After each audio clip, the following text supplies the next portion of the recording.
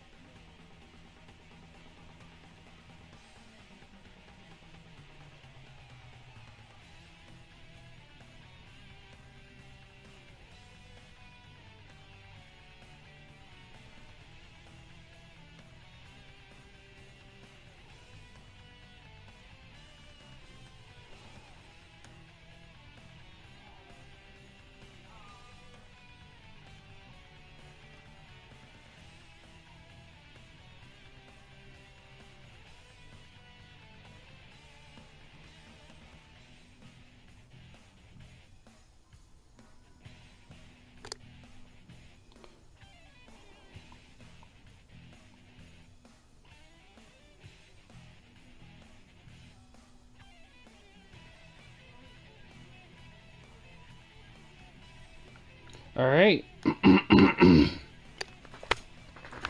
Okay. Opening up tonight's match is Star Fox's promotion here. Tonight's divisional event here. And the opening match is a 4-man tag match.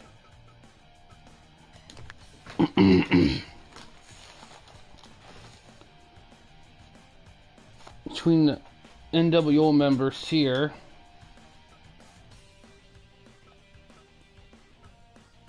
Hi DPS, how you doing?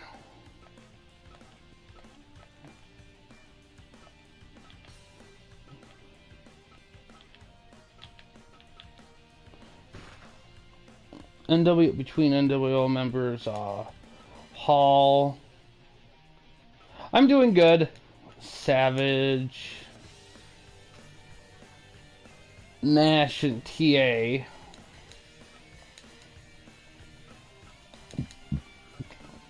I'm going against the group of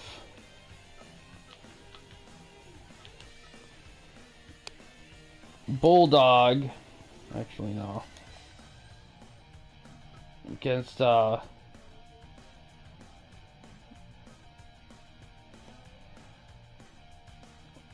on, let me check. Is it Liger or Luger? Let me look here.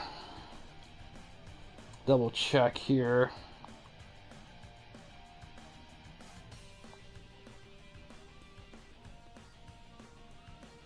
No, it's Muta. Between the team of Muta, Liger, Eric, and Bulldog. And also, the TWN commissioner has also stated that this match will have no cup play included for the sake of time, because this match will have a 30-minute time limit. Hey Star Fox, how you doing? We're just getting started here.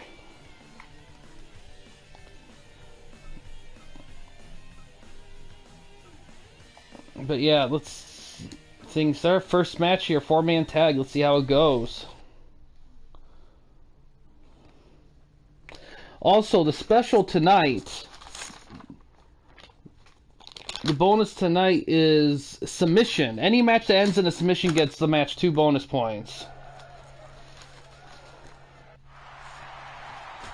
Yeah, new stable, global warming.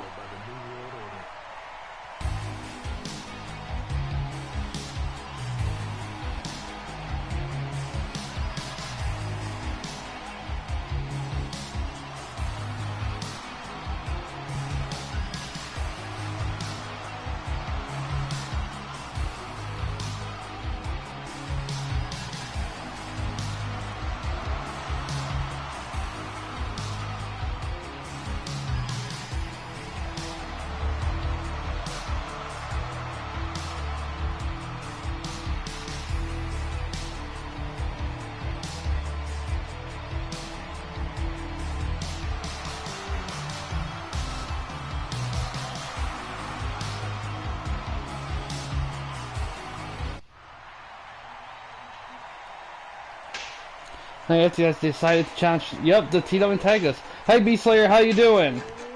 Yes, the main event tonight is the Legion of Doom are going to be challenged by the team of Hart and Punk for the TWN tag belts.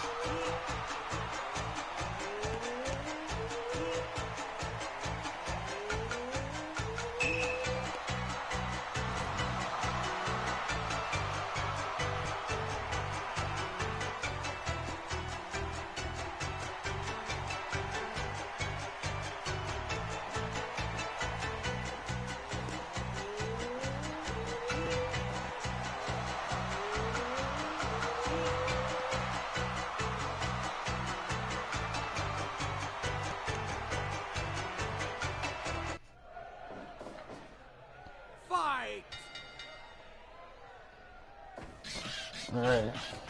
Felt like Riddle felt like Riddle there. Yeah. So I'm with Hall in Great Muta here. Like I said earlier, the Commissioner Network, who runs the TWN organization, he deems that this match specifically will not allow cut play for the sake of time.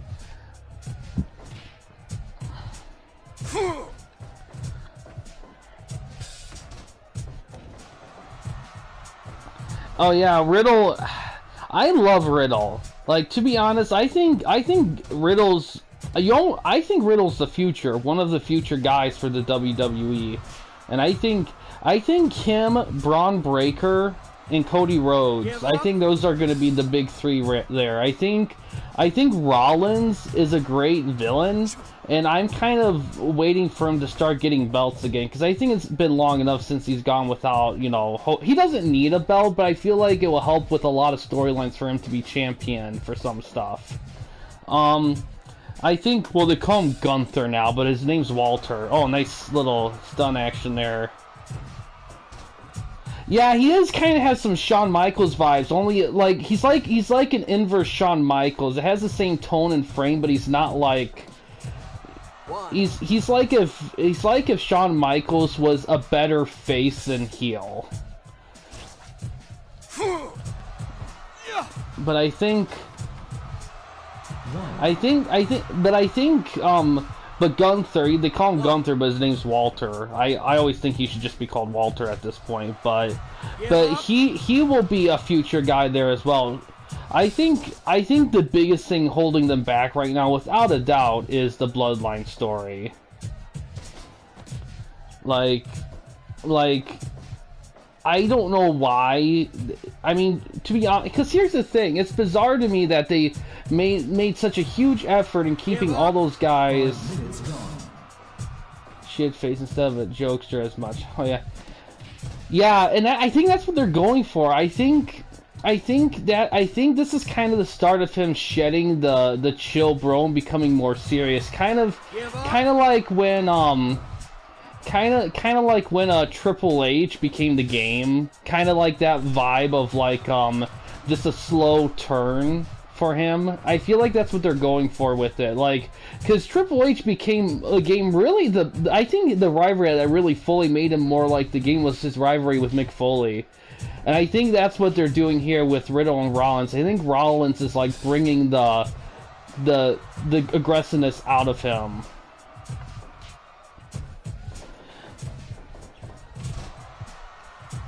Yeah, and but yeah, I just think they need to, and it says something because, yeah, exactly, because before Triple H was just, you know, like, I didn't hate Triple H's like snob character. I don't think that's a bad character at all, but I think for him, I think if he was gonna become a heel, like a no nonsense heel, like he wanted to, I think him feuding with Mick Foley was the right choice because he was tough, the fans loved him, and people hated when he got screwed over. And that was perfect for Triple H. Yeah, exactly. Some great action here. Yeah, for sure. I mean, alright, Bulldog just got a tag in. Bulldog and Savage had fought a few times. The main event for Star Fox is Savage and Hogan are going to be fighting for the belt. Now, this is interesting because Savage won a title shot a while back, and he's going to use it for Hogan. He does. Yes, he doesn't want to, and the crazy part is, he lost. It was a tag match, and he wasn't pinned. But the losing team, but if his team lost, he had to join the NWO. But he wasn't pinned, so even though he technically didn't lose, he was forced to join anyway.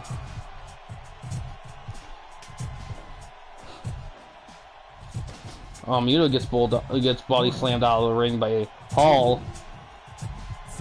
Oh, nice belly to belly suplex.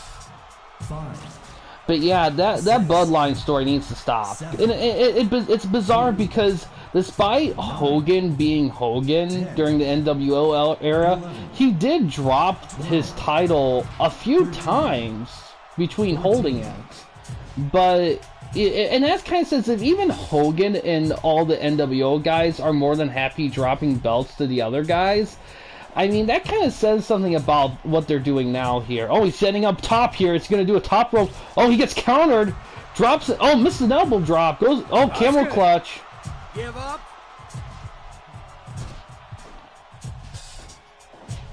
Yeah, he has to.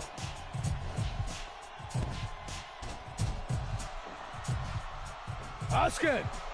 Give up. Give up.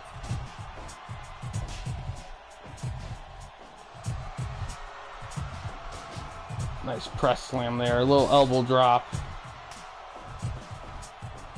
Swinging neck breaker. Yeah, oh, his elbow drop, but it's a rope break.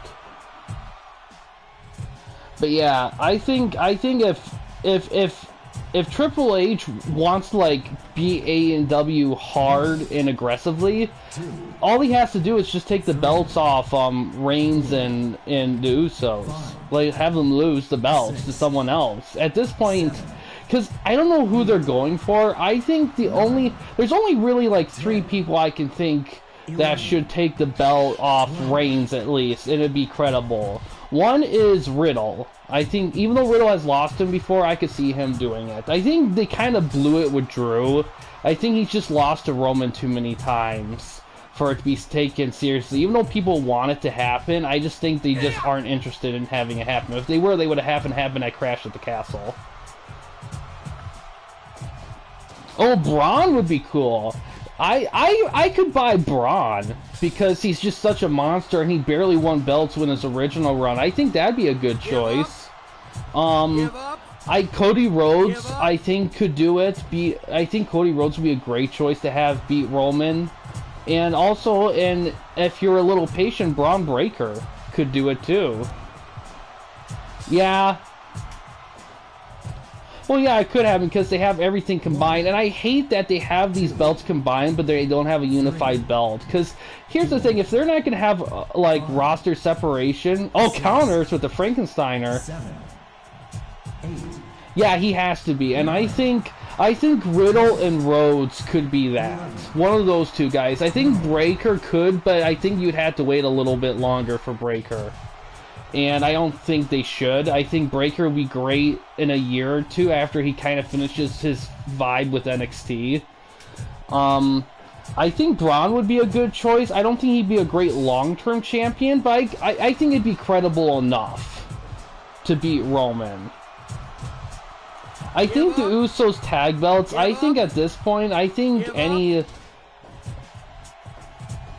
yeah, it definitely needs a little bit. I heard a lot of people said that they wanted him to keep the belts till WrestleMania to fight against The Rock. Oh, we got Boston Crab here. But it's stupid to have him be champion then, because the problem with that is if Reigns beats The Rock and has the belts, who else can beat him and be credible? I mean, we just mentioned some guys that could beat him and be credible, but it doesn't help, because if The Rock... Oh, running power slam. Oh, almost had him there. Because if The Rock beats him, he's just a paper champion and nothing more, and it would make the guys who fought Roman and lost look like crap, because it's just a match every 10 years guy.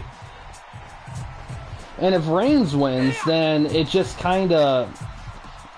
it's kind of more of the same, you know? No matter what, it's just a dead match, because there's no there's no like benefit to anyone who wins at all. Like if Reigns wins, what does he benefit from beating him? Like other than, you know, it's The Rock.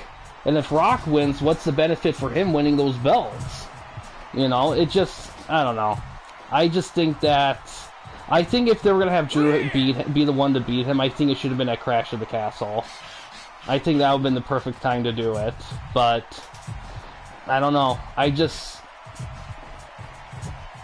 think if The Rock comes back and wins the belt again, I'm over it. They let Rock be Punk and be champ for 3 months last time.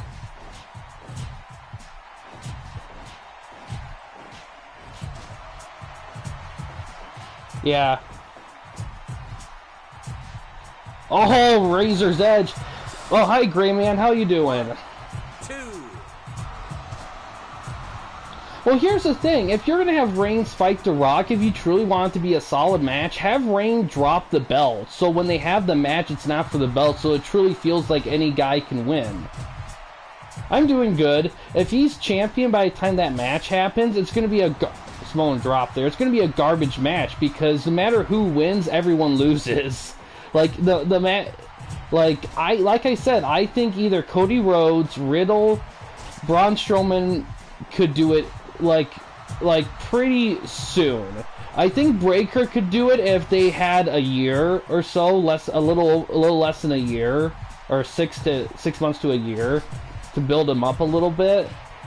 And there's some other guys like, oh, he just critical with the jackknife powerbomb.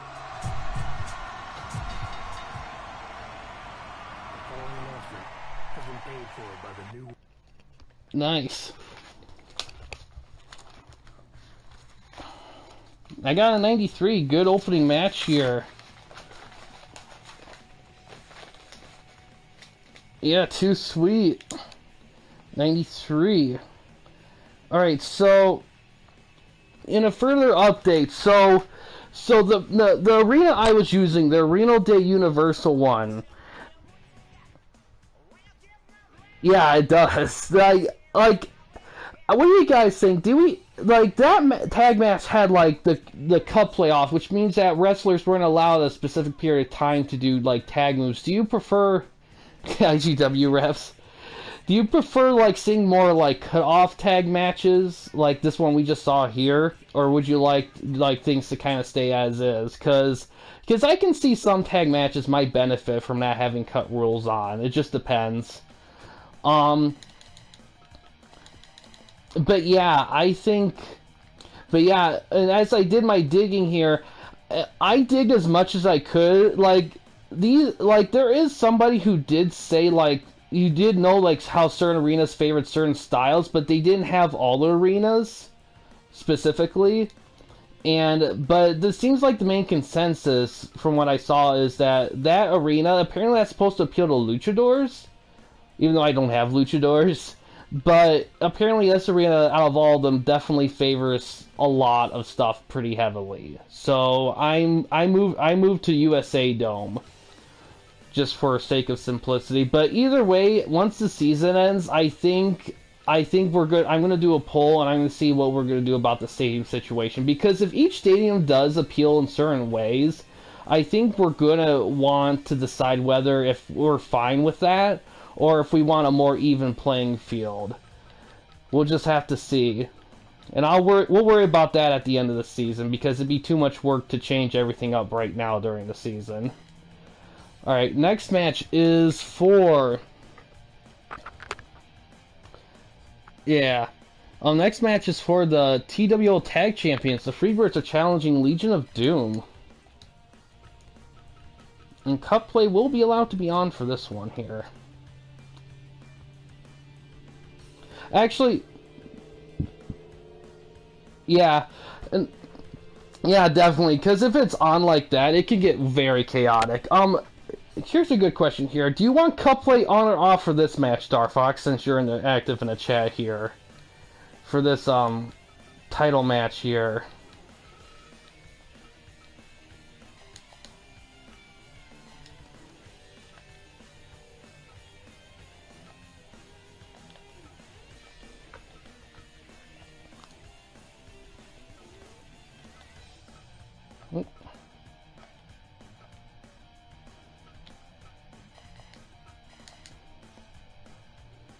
Leave it off and see if...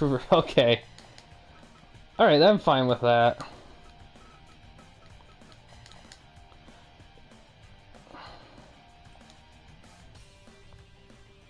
Alright, let's see how this match goes. Yeah, definitely. I think it's time for... I love LOD, but sometimes I feel like they hold on to belts a bit too long. I don't know why that is, but I think... Yeah, they are.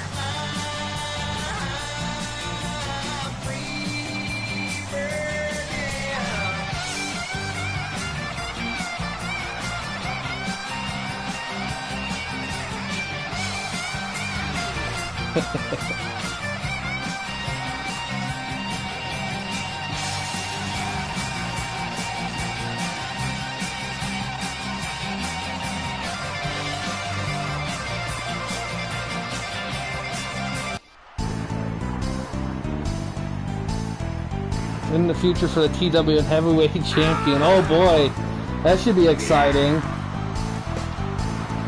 Because right now, Vader, we don't see often that the TWN belts get picked for the main event, so Vader gets a lucky break here.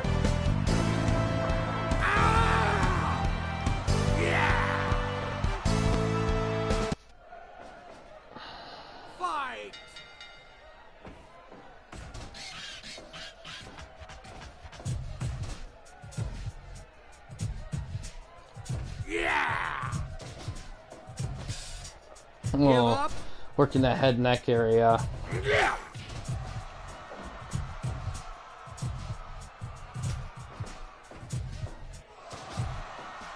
But yeah. But I will say though, despite honestly, it felt like since I'm focusing on tag teams, I should be good. I should at least go for them once. But LOD, yeah. Well, unfortunately, B-Slayer, we're kind of at our max at 10.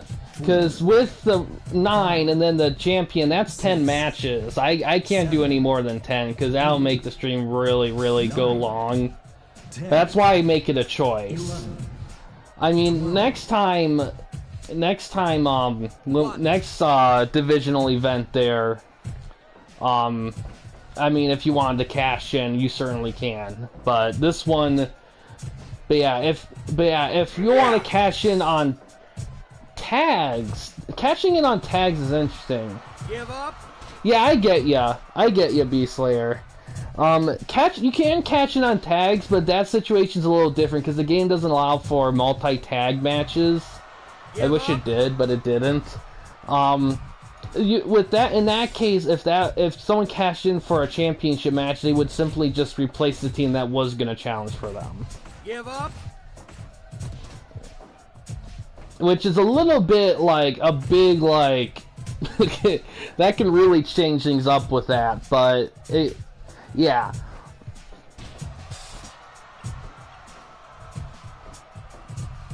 One, two. Yeah, but I don't think anyone wants to challenge the LOD. They're just so tough to beat. I mean, to be honest, even if they lose to the Freebirds, I don't know if they'll lose in the main event. But you never know in this game. This game is crazy sometimes. Sometimes the most surprising things happen. 9, 10.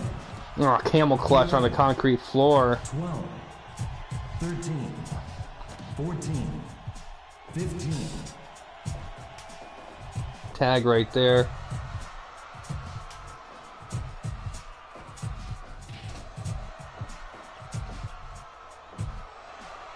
Give up?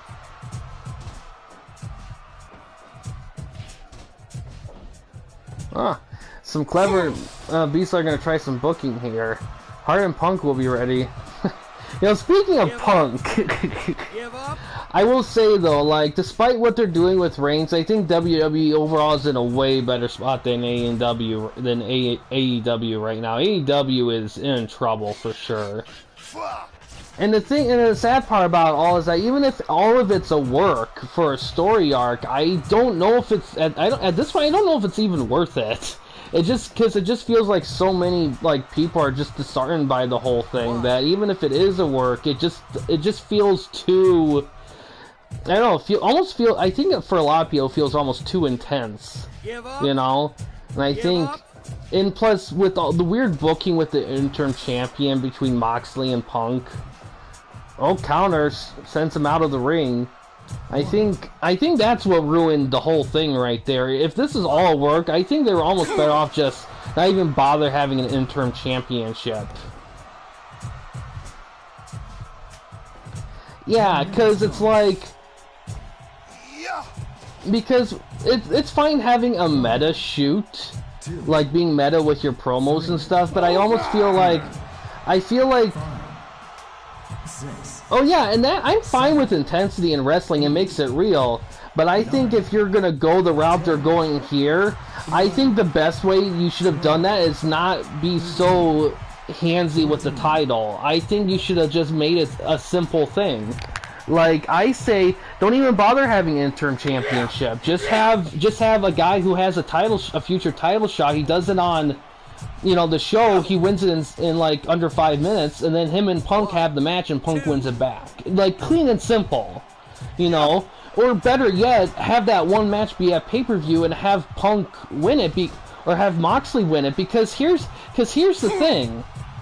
Because so far it's been twice now that Punk became champion and it was vacated for him, with both times claiming with injuries and other things involved. So it's just kind of the trios belts when they just won. Yeah, I think, to be honest, I think the best thing they could do at this point. Oh, nice power slam there. I think the best thing at this point is to go to basics. Like, ooh, nice, ooh, oh, superplex on Hawk. Goes for a cover. Almost had him there. Gordy gets tagged in. Come on! Break.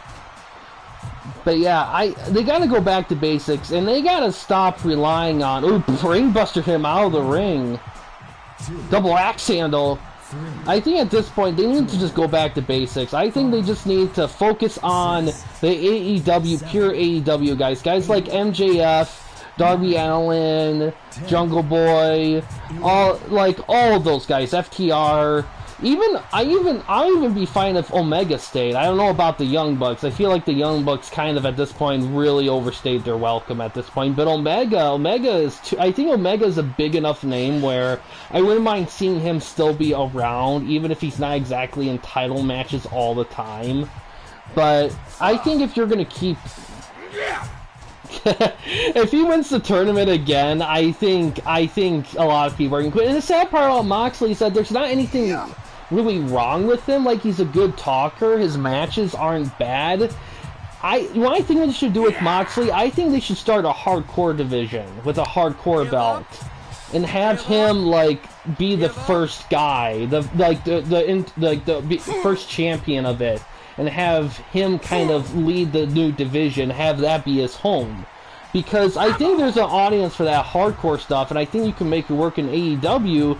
It's just that I think you need to find some separation there and have it be more in a separate sphere of stuff. Because I don't mind having him as champion. I just think having him as the champion, I think at this point is kind of done. Nice DDT right there.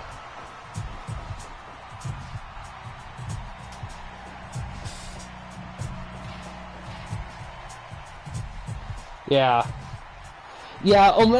Omega. That's the thing. I think, and that's the biggest thing right there. I just think at the end of the day, I think they're just overthinking it. Like, I think they're trying so hard to be unique and like try to like stick it to WWE and stuff that they're suplex into the ring.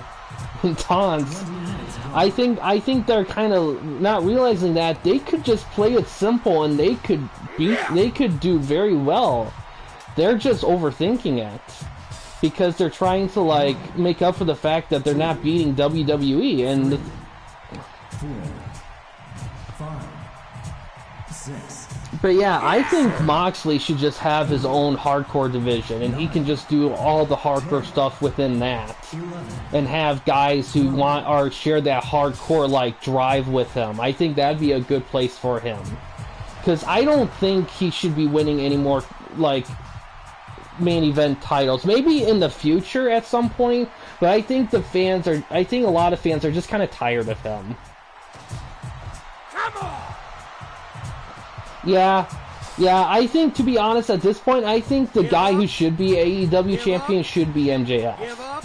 I think, without a doubt, it should be him, because he's an original, he has the most strength, and he'd be a great heel champion. 5, 6. Oh yeah, but the thing is that even if he's too good for a hardcore, I think he doesn't have to stay hardcore forever, but it seems like that's what he loves to do. And I think it'd make everyone happy if he was allowed to do his thing without it consuming so many event matches. Yeah, it is a brawl. 2, 3. Oh, and they retain. Finish! Press power slam does the trick. It was a good match. Went the distance, but 8 months. Yeah, this was a great match. 73.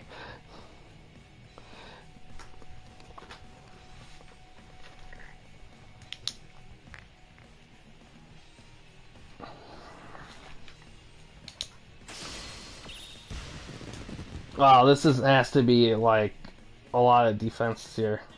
Like, I think, to be honest, I think it was a 73 because, I don't know, I think when it comes to when it grades matches, I think there's just, I think it depends. I think certain wrestlers, like, for example, like the Freebirds and LD, they're old school. They only have so many moves in the bank. So when you have a longer match, they start doing the same moves, because in this game, if you start repeating moves way too often, it kind of lessens the impact in the crowd. And I think that yeah, exactly. And I think the 4-man tag match did well because there was more guys, so you had a lot more great variety, and they both had the same time limits. I think with this match, if this match ended within like 4 minutes earlier, like between the 15 and 20 minute mark, I think it could have gotten a higher rating. I don't know. Oh yeah, they did have a grading score in that game. Yeah, I forgot they did. Man. Alright, final match for Star Fox. Savage vs. Hogan for the TWL belt. So, since a lot of guys are active here, I was gonna wait a little bit to say it on Discord, but I think this would be a good time to say it now. So, at the end of the season, if somebody or two or whatever decided that they couldn't do TWN stuff anymore, which can happen. We will. I think switching formats of how we do this might have to be a thing. And the format switch we could do, if that does happen, is it's going to be interesting. First of all, I would combine all the promotions in one thing, which if someone leaves, it'd probably be 5 or less. And it would be one divisional event with both TWN Tag and TWN Main Event belts being cycled, and everyone gets one match, and it'd be like a neutral site. But the winner of that division, for that divisional event, they get to air a 6-match show after, like, in the cycle, and every time somebody wins that thing, they get a show. Now the problem with that is, if you guys get an unlucky streak, you could go a while with only having one match per event.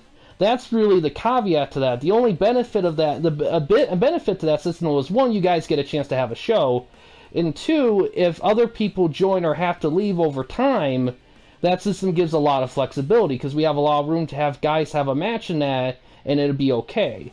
But like I said, that's only in case we lose people and we can't get replacements. So think of that as kind of an emergency kind of thing. Alright, TWL.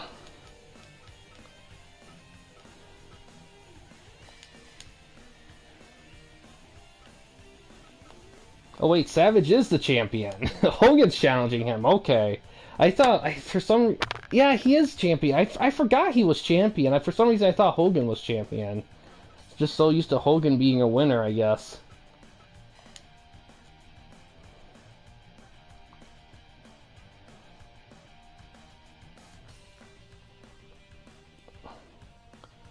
But yeah, that would probably be the system we go for if we lose somebody and we can't find a replacement. Because doing this with 5 people, the way we're doing it, would not be doable. If we have, like, really 4 down, we have very easy workable system. It's just the 5 mark is just such a tough way to do this thing with.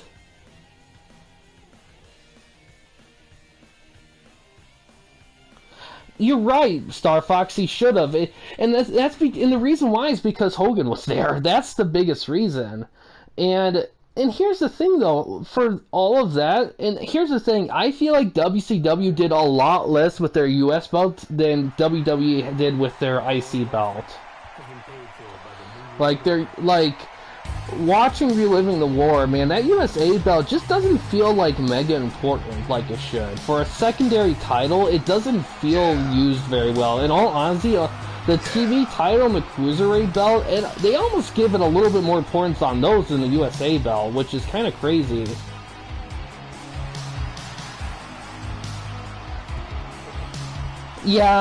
Yeah, it is crazy. Like when you look back at all these legends, you see how many belts they've actually won, how many times they won belts. It is kind of weird to see, like, not that many. And I think a lot of it is because they were so big and popular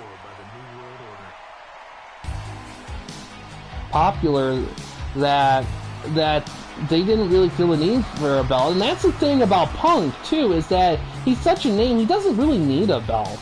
At this point, in all honesty, I feel like he doesn't need a belt.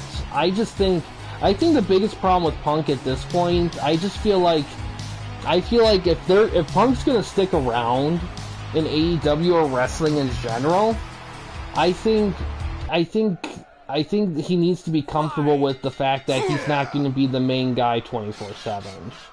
And I think that's the problem right now, is that I don't think it's bad for him to be the main guy, but I think that time has passed. I think if he was going to be the main guy, it should have happened, like, during his prime, when he was doing MMA and being retired. I think that's when he should have been at. But I think, and the thing is, to be honest, I think for AEW, I think they're starting to rely a bit too much on WWE guys. I'm starting to see that a little bit. And the biggest example is the fact that you got all these many events happening and none of them surround AEW originals. Like, it's even Moxley, even though Moxley is the furthest away from WWE, he's still a WWE original. He still was there. Punk, even though he's very anti-WWE, he is, he was a WWE guy.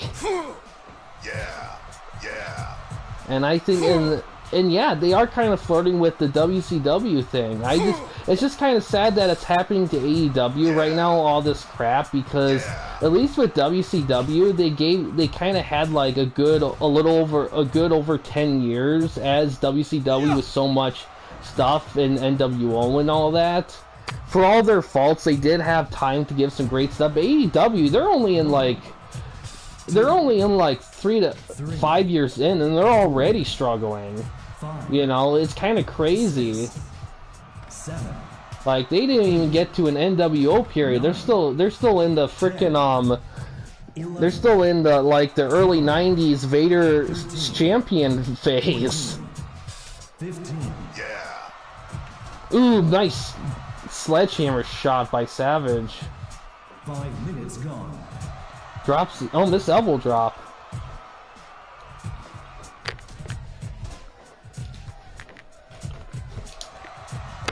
Another maneuver there. Yeah. Oh, chop trading here. that is a very good analogy there. They're in their Dungeon of Doom era. Yeah, they kind of are a little bit, in all honesty. I mean, I think personally, yeah, and that's the thing. I don't think Punk's necessarily done.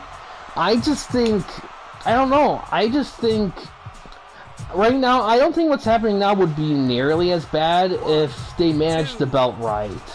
But the way they managed the belt, new generation era, yeah, the way they managed the belt combined with what's going on right now, and the fact that the first Trios champion ever literally just got vacated after a tournament, now they're going to do another tournament.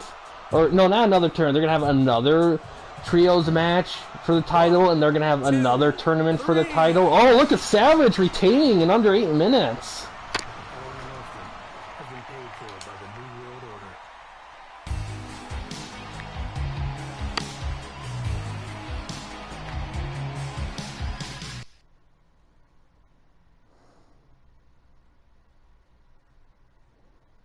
$66.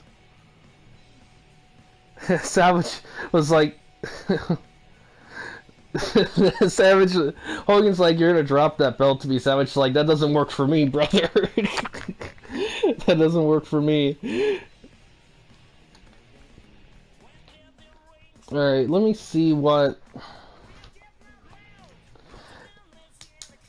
Yes, lifted a drink, exactly. Alright, let me see how Star Fox did here.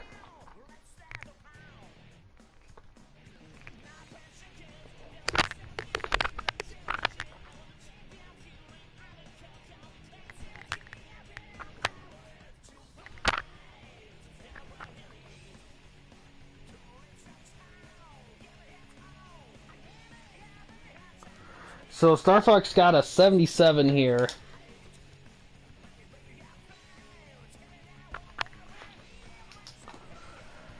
Yeah, Daniel Bryan could work. I mean, he is a WWE guy, but all of his origins is in Ring of Honor. That's the thing, the WWE guys whose true origins are in the indie Ring of Honor scene, those guys kind of get a pass a little bit. Like, Claudio, he gets a huge pass, because even when he was in WWE, he wasn't really treated with the highest esteem, like he should have been. Yeah, a little Mr. Perfect vibes, but to me, the biggest one, and this might be a little bit of a controversial one, I think he's definitely reminds me of Chris Benoit. From, like, the finisher, to the fact he used to do the headbutt, to his size, to his fierceness, I mean, he's very Benoit-esque, without actually being Benoit. Yeah, they have frickin' Brian Pillman Jr., and they haven't done crap with it. I mean, what kind of fuckery is that? I mean, good lord. You have frickin' Brian Pillman Jr. I mean, in any other company, he'd be one of the top guys. And that's the kind of stuff I'm talking about here, that sense of deorganization. I mean, someone like Brian Pillman, I mean, hell, like I said in the chat, make Rampage 2 hours and, you know, divide the rosters up. You know, give some guys the ability to, like, be the mains on some shows. You know, I mean... Because the way they're doing it now, it just feels like for the roster they don't have the screen time for anybody, period. And they need more screen time. And the thing is, I don't mind that they only do like 4 or 5 pay-per-views a year. I'm okay with that, but if you're going to go that route, you need to like really bank on the TV shows. Because that's going to be the main consistency that your wrestling's going to be on. So you got to make sure that your guys get that time. Yeah, I don't blame ya. No, that was just a quick comparison. Benoit's always gonna be a topic that's gonna not be a positive vibe topic to talk about. But yeah, Star Fox got a 77. Next is Beast Slayer. Opening match for Beast Slayer is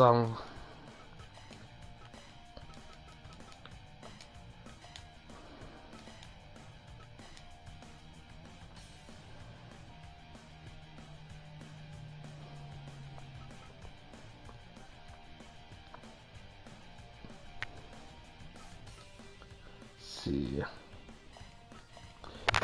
tag title match, and it's going to be an elimination style.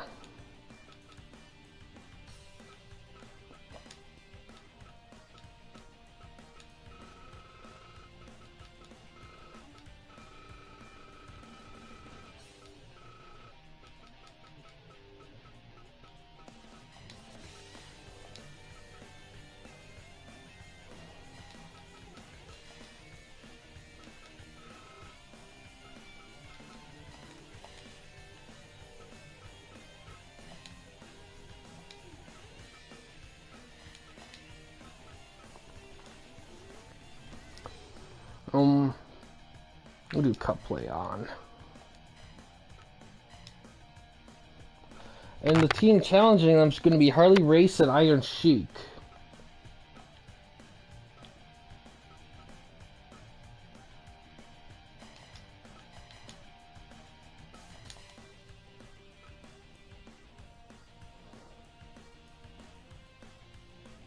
Yeah, it was a good match. It's just Kevin Nash was his wicked jackknife, just criticaled. Yeah, exactly. I mean, speaking of NWO, I mean IGW having a NWO leakage there with a few guys there. That's pretty devastating there because the fact that Mike Awesome's a member and he's so dominant is like tough. It'll be tough to beat him. He's beaten Andre twice. And that's going to be tough. Jabroni Gilbert. And,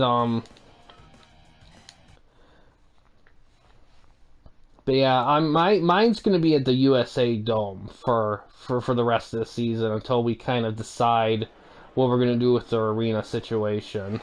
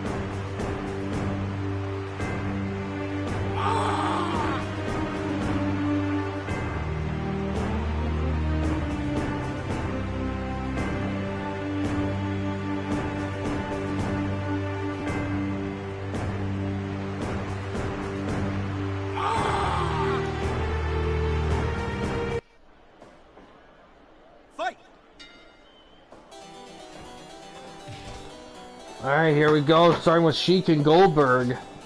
And I will say cup play is on for this, so expect a little more chaos in this match here.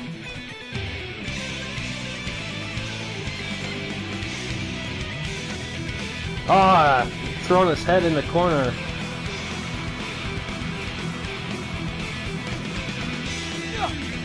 Yeah. Yeah, they aren't. They've defended the belts pretty handily for a bit.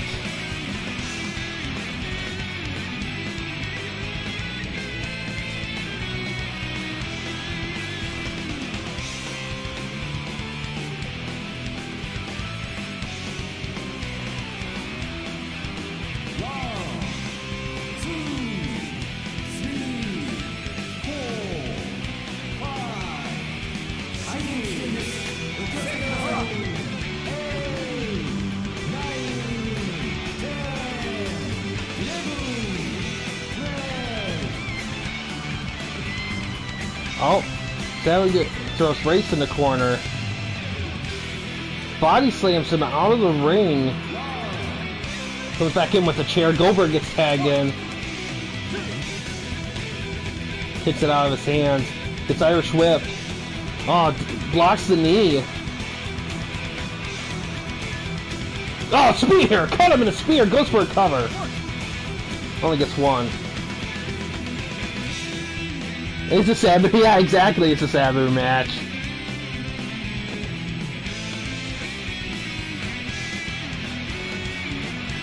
Boston Crab. That reminds me, Gray Man. If you're still struggling, oh yeah, and that's another thing. First, Gray Man, if you're still struggling with the theme, what I can do is, if we're getting close to pay-per-view time and you're still kind of looking it over, what I can do is I can just give you, like, Beaslayer's theme for the short term, because his theme, I feel like, is kind of the default, like, Team Canada theme, because he's kind of the leader. So I can do that for you until, if you need more time, which is fine, because I get a theme's important for a wrestler. As for, like, the taunts and stuff, I wouldn't worry too much about getting the taunts in right away. Those don't always play a huge factor with the wrestler. So if you need more time for that stuff, that's okay. I just thought I'd let you know. Hi, Ladies Wrestling, how you doing? Okay, Gray Man. But yeah, that's another thing, guys, for the TWN guys here. If you want, ooh, nice stretch, Rings of Saturn there. If you guys wanted to, like, sign free agents to, like, a more longer-term deal, you could. Just keep in mind that each match they participate in is 2 points. So if you want a guy for more than one match, that's okay. But keep in mind that there is limitations in what you can do with that. Like, the 5-match thing that Beaslayer's doing, that's the absolute max I'll have for that. Like, because once you get above that, then you're pretty much just owning the guy, and that's a bit much. So, the max you could probably do that for is, like, 5, but keep in mind that it does cost points. Yeah, the news, like, what you've been hearing, Wrestling League, because we've been talking quite a bit, but there might be some stuff we've missed. I know it's been hard to keep track from my end, some of the wrestling stuff, because it's been just so much chaos. 1, 2, 3, 4. Yeah.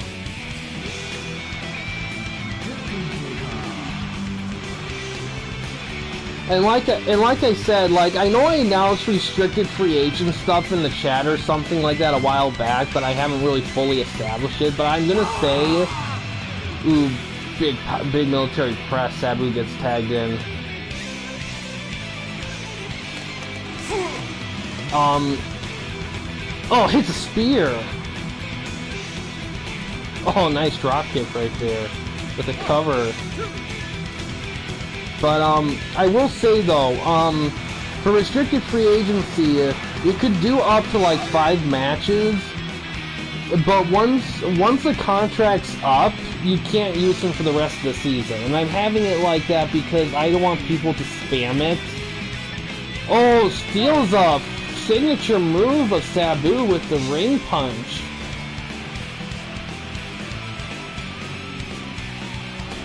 Pile driver right there.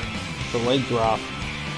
So that's just something to keep in mind, and if you guys ever do that, I'll put a little restricted free agent column in your, like, federation organization stuff. I did that with Piper for CEW, but if you guys do that, let me know. But that's an important thing to keep in mind, that if you do that, after that thing finishes up, you can't use them for the rest of the season. That's big, because some of you guys may want plans. Now, if you decide to sign him with the 30 points before the contract ends, then that's a different story. That kind of wields different situations there, but that's just something you have to keep in mind. But the way you guys earn points now at this point, you guys shouldn't really have any problem. Oh, nice press power slam, and knocks him out of the ring.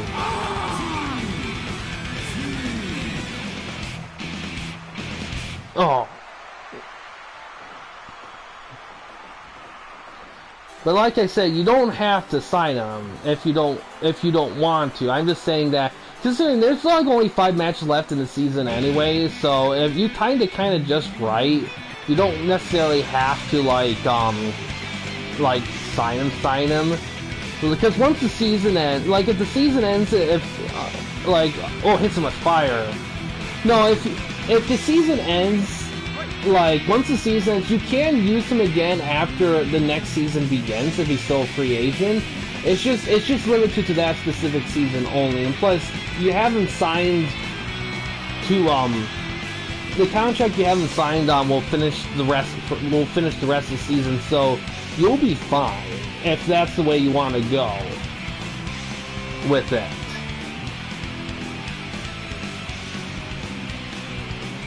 And in all honesty, I haven't had anyone else request Roddy Piper yet but you, so I don't think you're gonna have too much to be afraid of. If some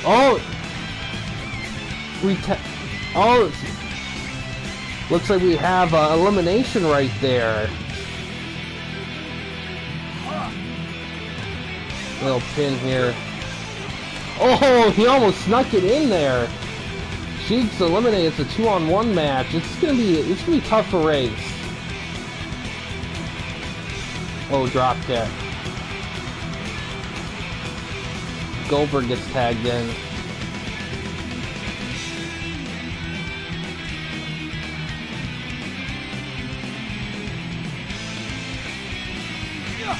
Oh, 3K action. Goes for the jackhammer. Almost had him, broke out of it.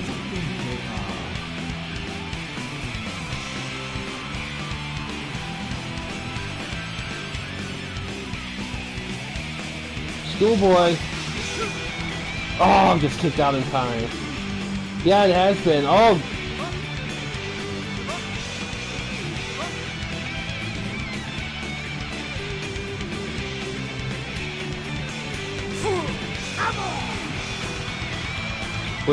Wicked closed lariat there.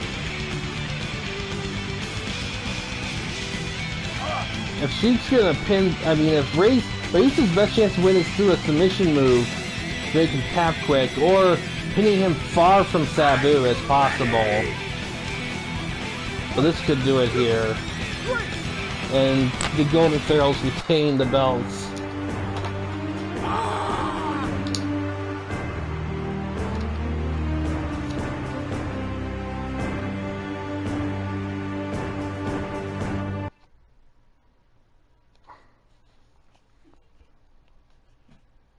I got an 82, not bad.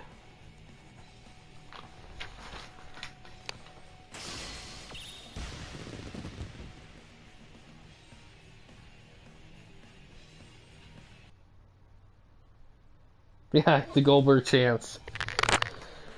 Alright, next is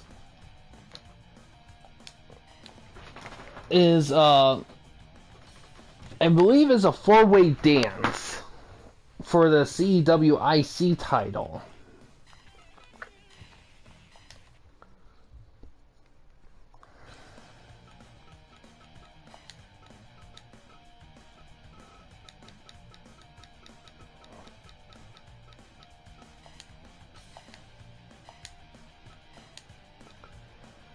Let's see.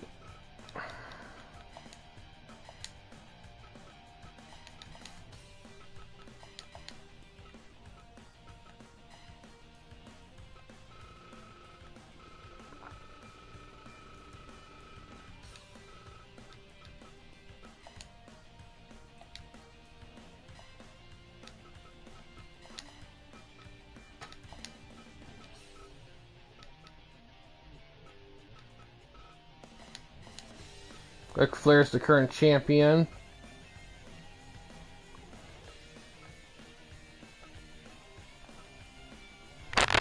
Current guys that are going to compete here is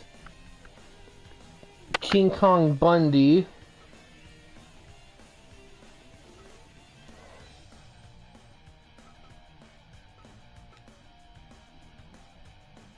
Let's see.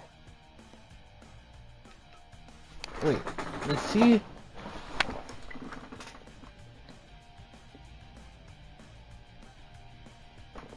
Oh, he must be a free agent, okay. Oh no. Is he? Yeah, he's a free agent.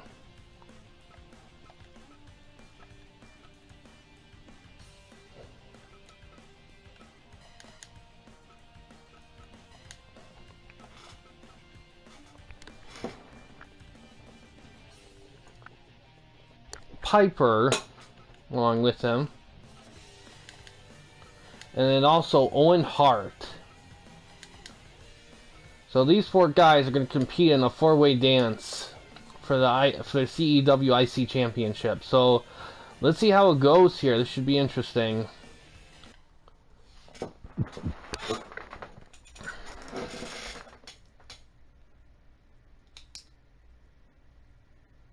So far, no matches have ended in a submission yet. Fight! We just have to see.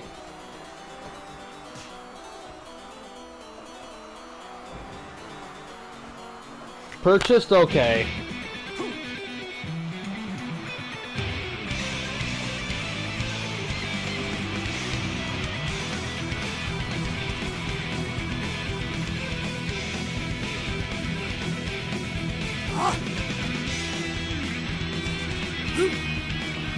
Another thing too, in terms of restricted free agents, I'm going to put the cap for how many you can have at once at 3. I think that's a good number to have it on, especially if you're going to have guys match things vary, and also the fact that if you wanted to keep them for the whole season, you would have to sign them. And with the exception being if you sign them late into the season, then you would just finish the season with them, and then they would just be free during the next season.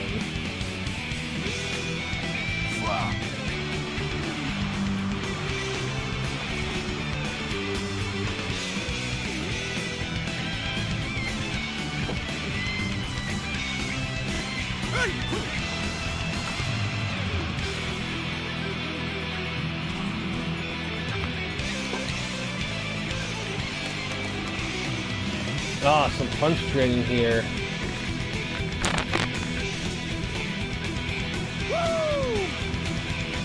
And I think another thing too with the arena guy, now I think about it, is I think a big factor is like at least knowing like what they favor, because I think that will make a difference. Because I know some of you guys, Saskatchewan, yeah. And I think a lot of people forget that he's like Canadian. But yeah, in terms of the arena thing, like knowing what they aim for, like what the audience looks for and what style they favor, I think is gonna be a factor in how we decide things. 'Cause I know some of you guys, you know, Saskatchewan, Scotland. I mean, you kind of would think with his Scottish heritage. Oh yeah, I love that movie. I have that movie. That's a great film. Yeah. Yeah, I just saw that posted, Star Fox. The TWL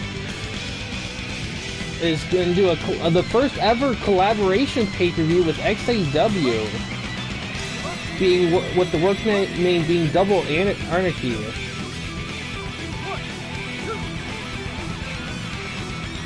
Yeah, I was digging because when I did because lately my matches, when I've been running them, have been getting super high numbers. And I did some digging, and yeah, I mean, like, arenas do have that, but there's hardly any, like, information, like, about them at all, like, period. All they know is it does do stuff. There's some people that suggested certain styles for certain arenas, but not all of them are guided.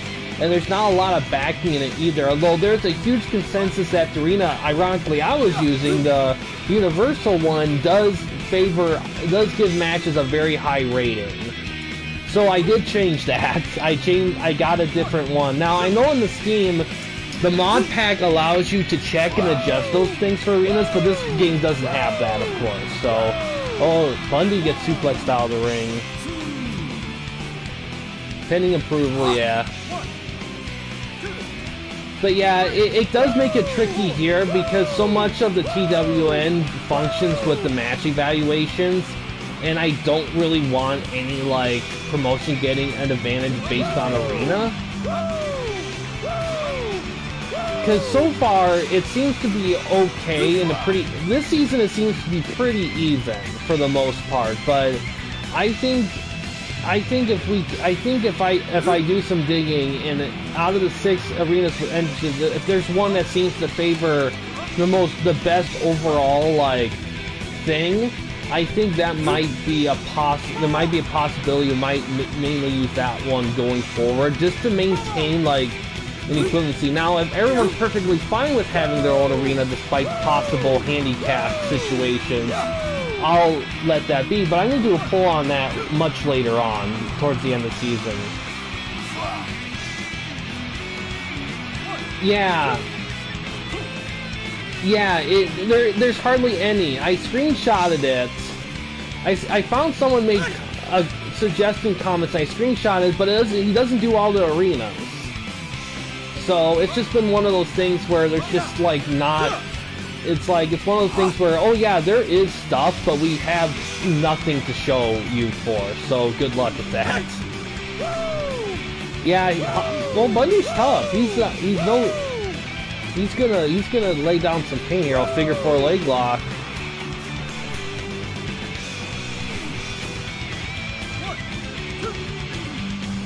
And you got 2 there.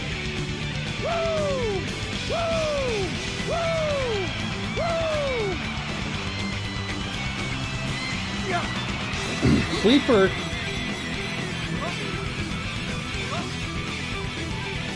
Oh, figure 4.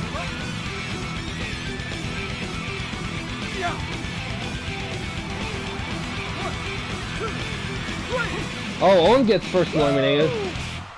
Yeah, I just gotta do some digging on like what would be the best arena for that. Cause in terms of like entrances, the best one overall for entrances is probably the USA Dome. And that was the default for YWA stuff, but I don't want us to be automatically locked into that one either, though. I'm just gonna do some digging and do some polling at the end of the season to kind of figure out how we're gonna do that. Bundy gets double team suplexed out of the ring. The flare flop.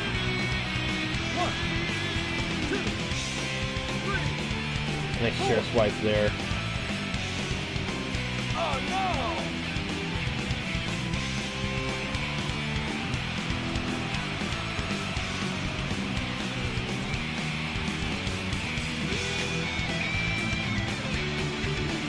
Bear hug.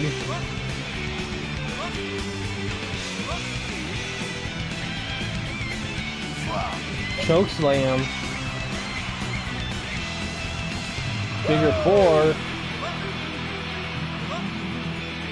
Aha! Piper had to tap to the figure 4. It's down to Flair and Bundy.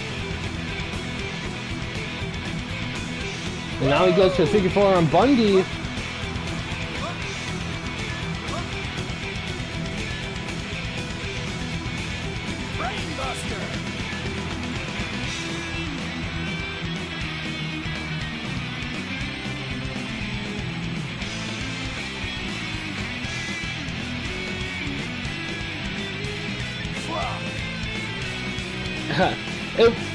It will if it ends the match. I kinda gotta be, that's the specific one there. Like, if a submission ends the match, it counts. I don't count it for eliminations because it's kind of random for that. But, yeah, but ending the match, yes, definitely.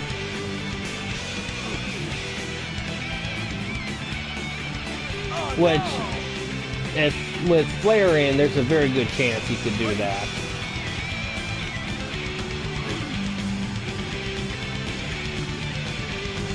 Yeah. Yeah, definitely.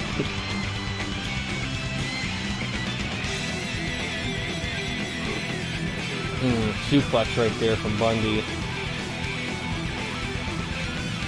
Oh, from Flair yet with the flop. Inverted atomic drop. Goes for, oh, works that leg over. It's the people. Oh, big running splash there. Oh, big clothesline. Low blow counter. With the flop.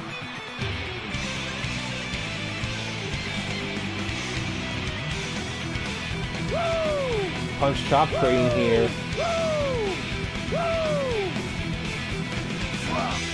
Bundy wins with the headbutt. Sidewalk slam. Goes for a pin. Could do it. No, only gets 2. Choke slam. Counters the back grapple. Goes for a figure 4, but does it clear the ropes? No, it doesn't. He has to break out of it.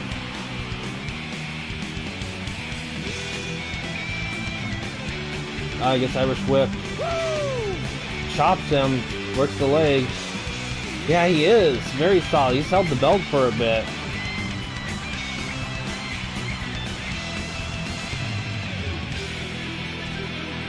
Big lariat there. Ah, big chops. Goes for a cover. Oh, only 2. Ah. Leg sweep face buster. Always known as the stroke.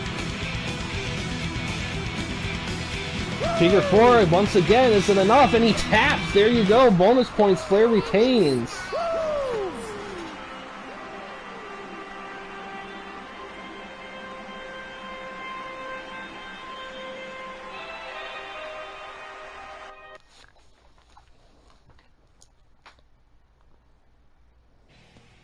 I got a 98, not bad.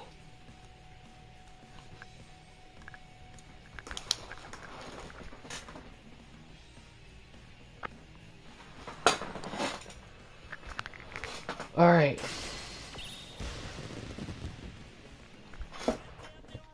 Well, Grayman, I just saw the thing you posted on Discord. I'm going to take a quick look at that while we set things up for the next thing. Next match here is an interesting one. Stud versus The Rock for the CW title in a barbed wire death match.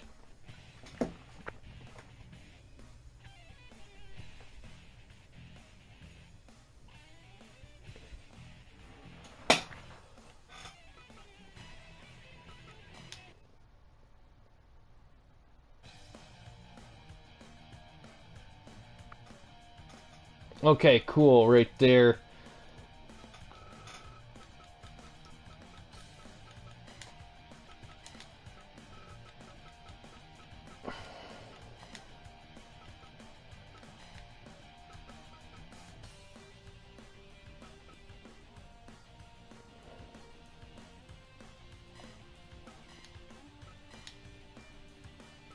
There we go.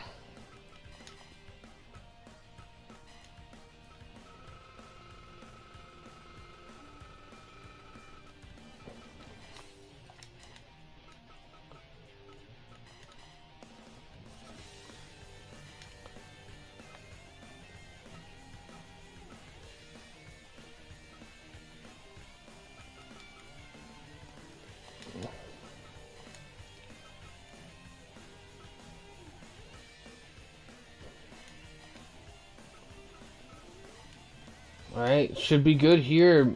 Let's see how this goes here.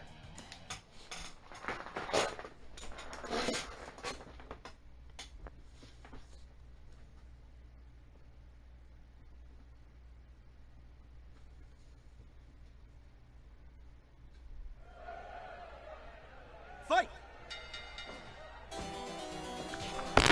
Fool!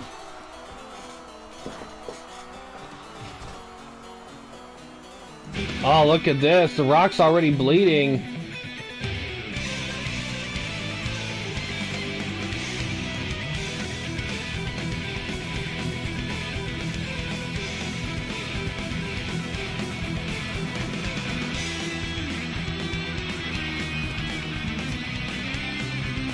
Fool! Goes for a cover. Rock Moxley! Oh boy. To be honest, at this point, I'd rather see that than Rock Roman Reigns.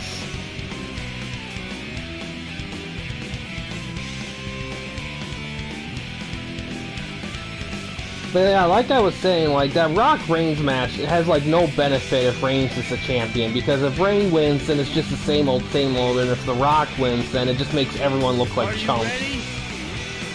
So hopefully he loses the belts before that ever happens. Cactus Rock. Oh, Cactus Rock would be amazing. Immediately, oh yeah. Yeah, exactly. Yeah, because Moxley's just... he's just all for the hardcore stuff.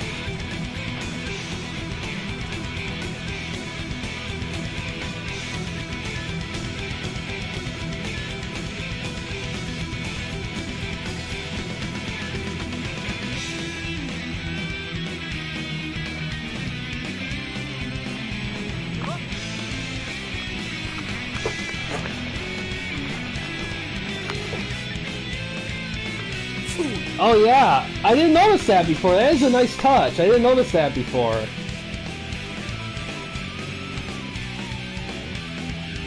minutes gone.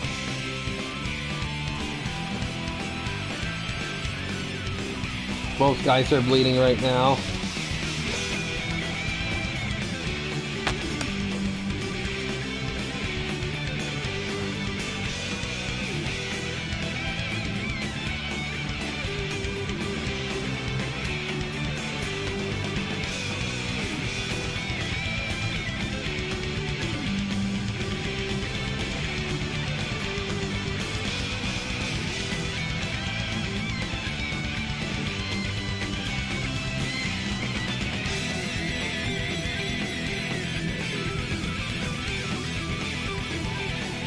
Oh, Russian leg sweep.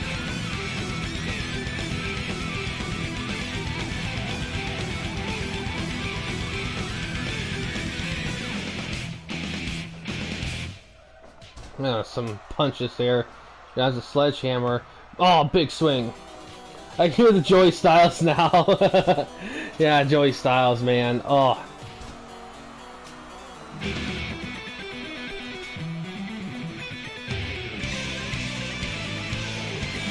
Oh, nice shatterness right there. Ooh, Rocky's barbs.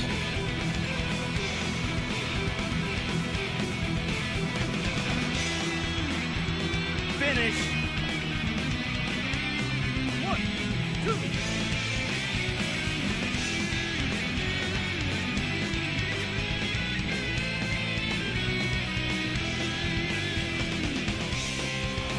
Oh, inverted bear hug.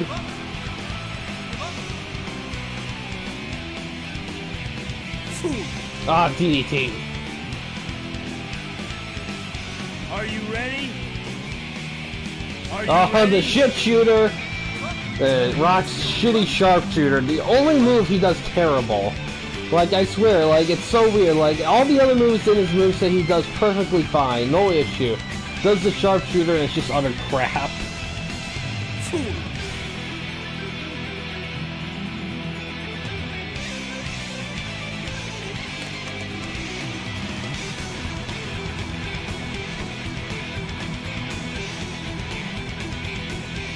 Are you ready?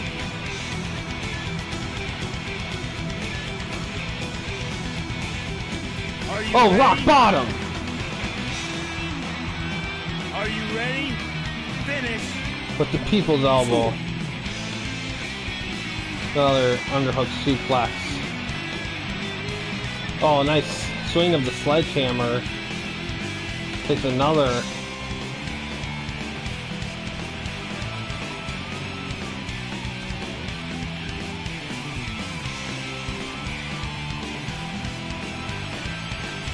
Just beating ever-loving crap out of the Rock here. Yeah, you think it would, but I have the for all the wrestlers, I have the critical set to finisher, so only the finisher can do criticals. So for him, instead it would be that inverted bear hug. And that's usually the default you want for wrestlers, because if you put it on anything else, like submission, power, whatever, it can be pretty OP. Because that means anything that's submission, anything that's power, anything of that, or suplex or whatever, can be a critical. And you don't want that. Are you ready? Although it could lead to more situations with more criticals, it can be a little OP. Finish. Yeah, that's a good question. Weapon criticals. I think. I think. 1, 2, 3. Oh, Rock retains. Wow. Bring it. I think the only way you could do that is one, if you have like a move that is weapon usage, like a brass knuckle punch or a created move that uses a chair or something like that. I do have some creative moves that do use chairs. Oh, look at that. 93. We got a solid night here from Beast Slayer here. Let's do some calculations here.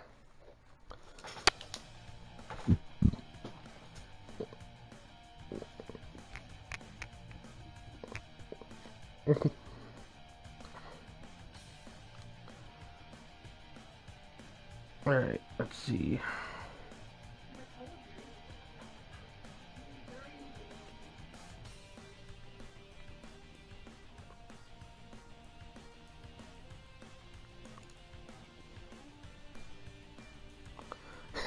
He got a 91. Right there. So, now let's see how DPS does. I mean, it is possible. We've had some close calls. And DPS does have a pretty good lineup here for tonight.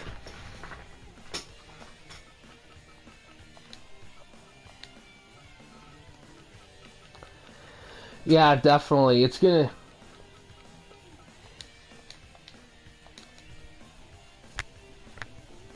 Opening match here is a tag match between the debuting Hollywood Blondes against FTR.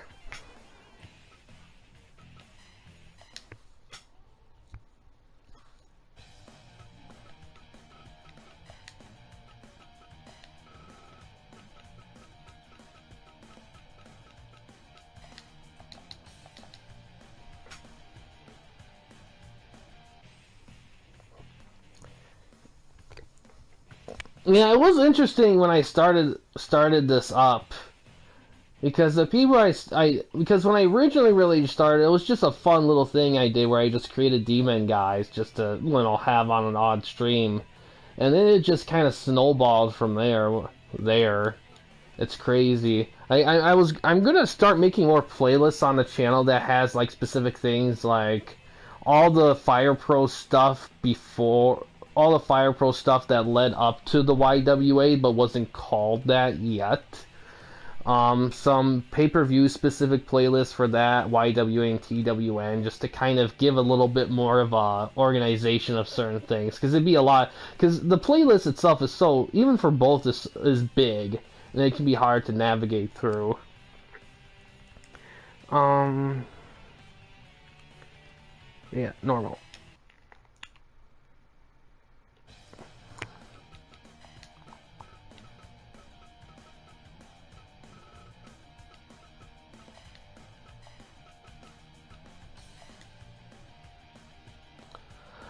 No problem. No problem, V-Slayer. No problem.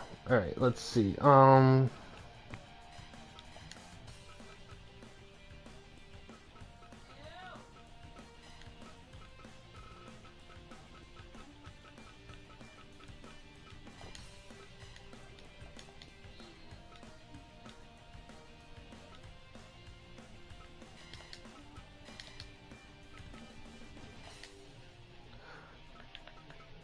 Yeah, but the Motor City machine guns were dropped, though, so those guys are free agents if anyone wanted to pick them up.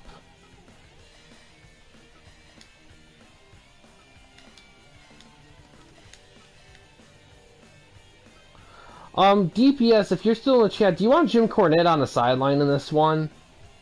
You usually do, but I just wanted to double check. I'll give him a little bit. I don't know if he's still watching or if he got busy. Oh, no worries. No worries. Alright, and then Hollywood Blondes here. Ooh.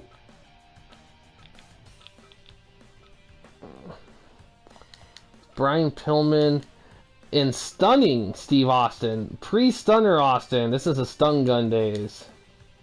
Yeah, it is. It's a good cornet edit for sure. I got lucky with that. You'd be surprised how some of these guys, how some of these guys don't have as many edits as you would think.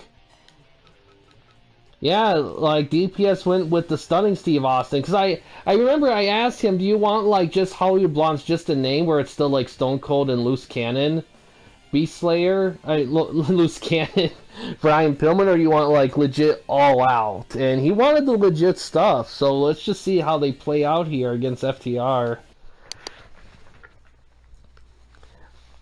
Because I don't know a lot of guys that would go for pre-stunner Austin, but I also don't know a lot of guys that would break up the Harlem Heat for Giant Gonzalez either. So everyone has their own taste for stuff. Like, I'm pretty sure there's some guys that prefer WCW pre-NWO days. Like the early 90s. Because here's the thing, like, as much as, like, what were they called before the WCW? Crockett Promotion days, when they were just called Crockett. Stand out of that one, Loose Cannon? Yeah, that kind of makes sense. Yeah, they were solid. They were a really solid team. It's kind of a shame that Pillman, it's so weird, for a guy that was hurt, it is very impressive that for Pillman being hurt the way he was and not wrestling like for years, that he stayed so relevant in wrestling despite him not actually wrestling. That is crazy to think about. Like, that's how strong he was of a storyteller and a character. But yeah, like the Crockett, like, after like they were fully WCW and they like cleaned themselves up for a brief period, they were very solid pre-NWO because they had Sting, Vader, Cactus Jack. They had a solid lineup, but once they got to the mid-90s, just like WWE, it just went to crap. Hi Kareem, how you doing?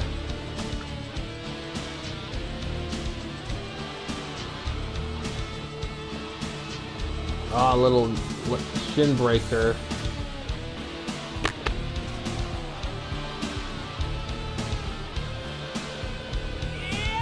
No, nice head says whip by Pillman.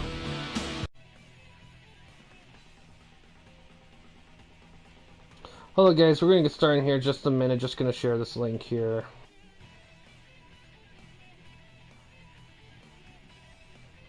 And in addition, for anyone that was watching the last one, I did have to restart the match, so that's just something to keep in mind with that.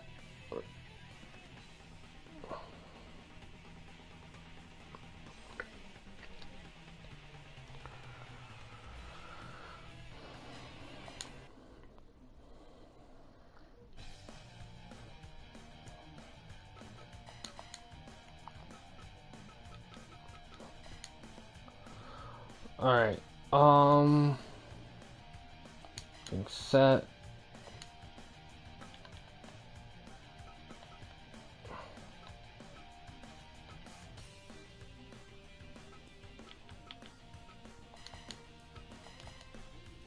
Dex, cash.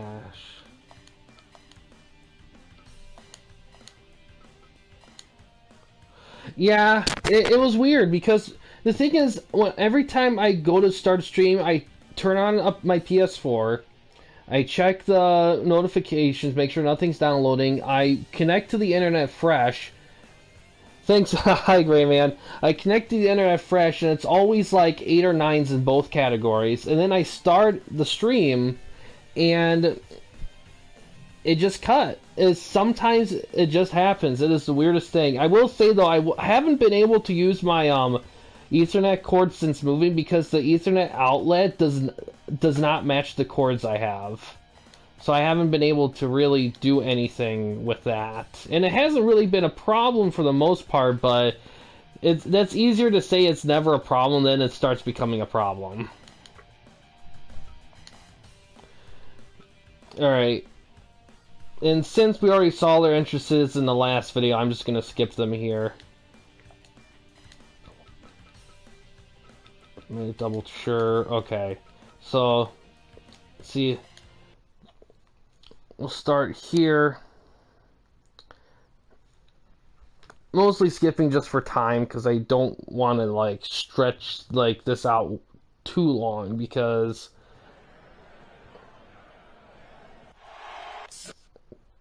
it'd be borderline repetition with that. Fight! Starting with Dax and Pillman.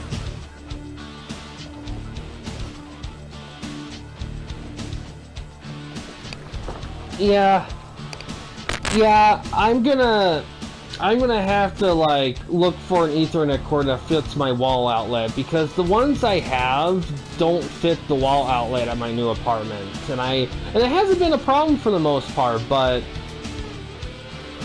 it's probably something I will have to like try to remedy in the future. Also, saying it ahead of time, I won't be able to stream tomorrow. Sunday, I'm going to be shooting for West Division. That'll be what I'm shooting for Sunday. And then after that,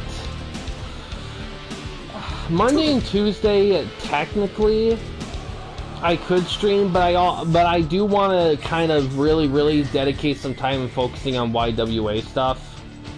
Because I really want to make sure that's polished going in as much as possible. And plus give you guys time to like set up your YWA stuff. Because like I said, once we get started on that, nice counter there.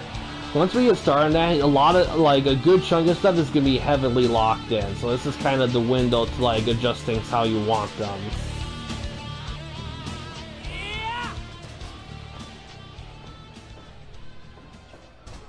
Oh, nice little leg submission move right there.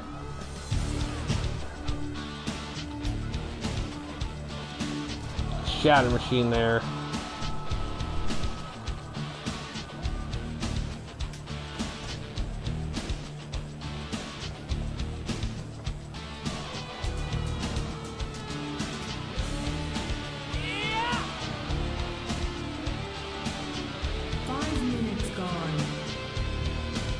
Little shoulder thrust in the corner.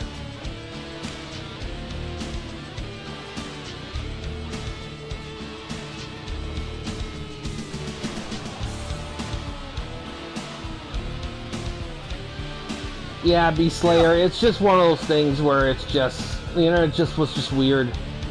It's weird because I could set stuff up and have all the numbers and everything be where it should be, and then some. And then every once in a blue moon, it just doesn't matter. Like, just the internet just wants to fuck with you. I mean, it's not the worst thing in the world. Everything's salvageable. I'll just merge the videos and release it as a recorded video later on. Like, it does add a little bit of extra steps, but it is what it is. Yeah, the score's counted. I just had to restart this match, but even then, this match, we weren't really that far in, only a few minutes, so it's just like, whatever.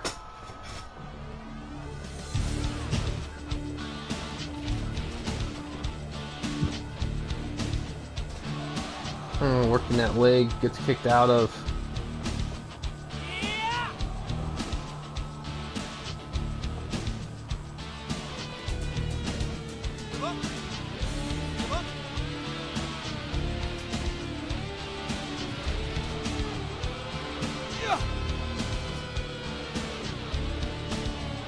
Oh, Lion Tamer.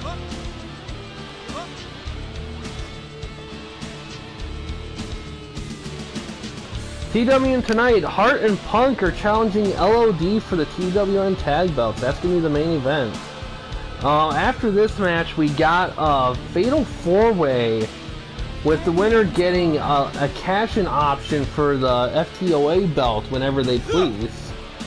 And then after that, Styles will be taking on Taz for the FDOA title.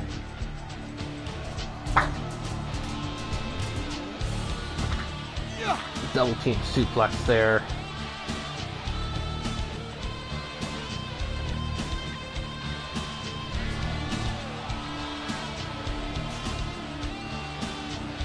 Counter Irish whip. Nice lariat there. Oh, pin attempt. Only gets one.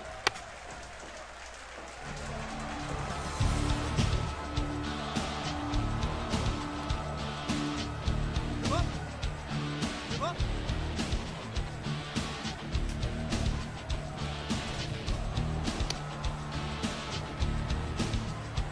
One, two.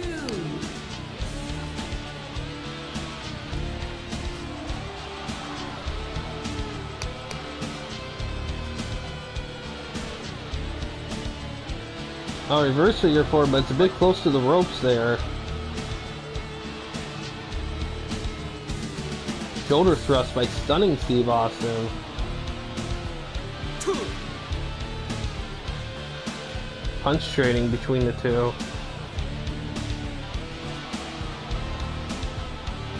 Two. Headlock takedown. Give up.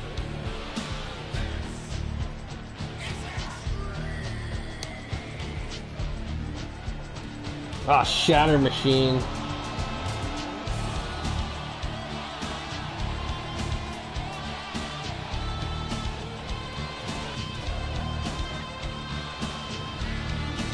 Two. Alright, it's not a fatal four-way, it's actually a four-way dance. My mistake, that's the next match. It's a four-way dance.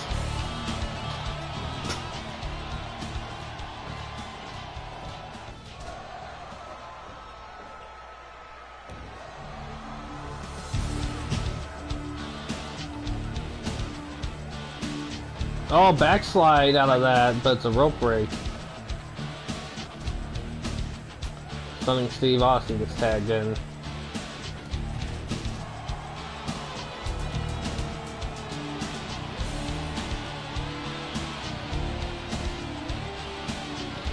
Oh, code breaker. Goes for a cover. Gets kicked out at 2. Ooh, nice gory bomb. Enziguri. Two. Right. Sleeper hold.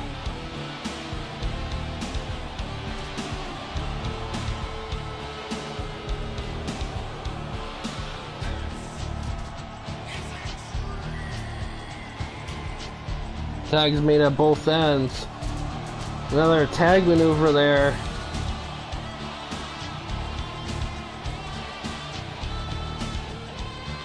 Oh, stun gun! Oh, he just critical him with the stun gun!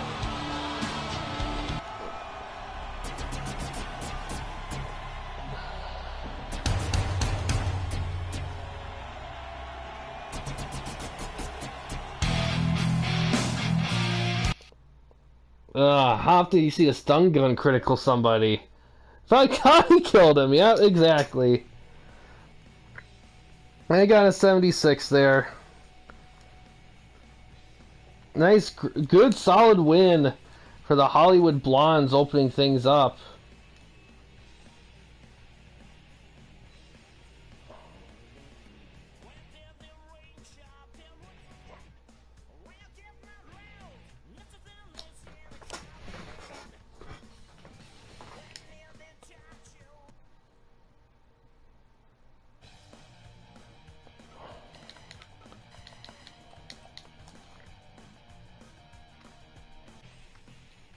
Next match, four-way dance.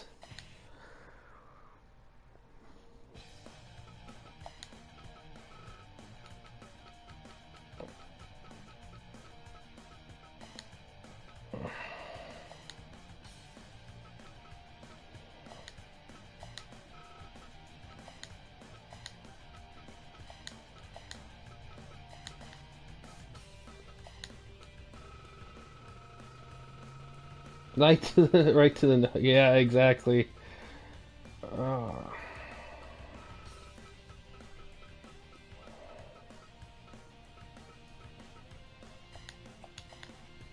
Yeah, the ECW theme. Yeah, that one's solid right there to have for this, but because his arena and everything just fits so well with it. All right, let's see. Okada. And this match will be between Okada, Omega, Angle, and Sting.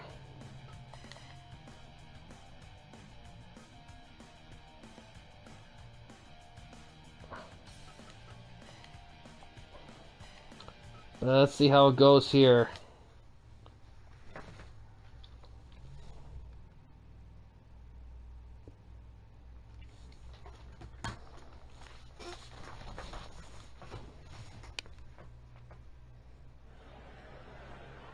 Fight!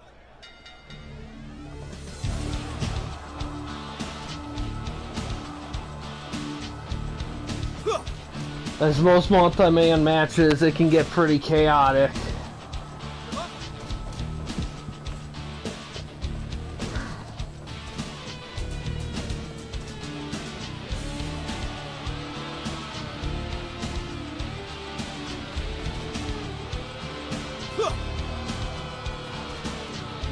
Double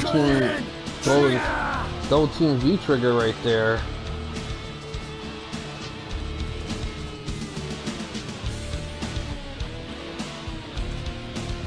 Hi Kareem, how you doing? We had to restart the stream here, just a slight internet tweak. Stone Cold today, Stone drank 38 beers. 48 beers? Yeah, that sounds about right. Yeah.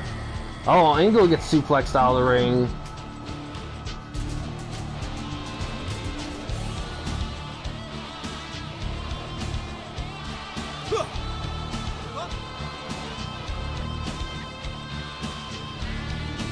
Oh, singing up top. Oh, superplex.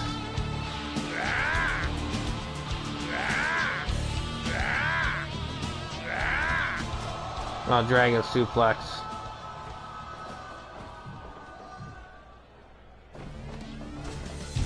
Angle Sting in one and an Omega and Okada the other.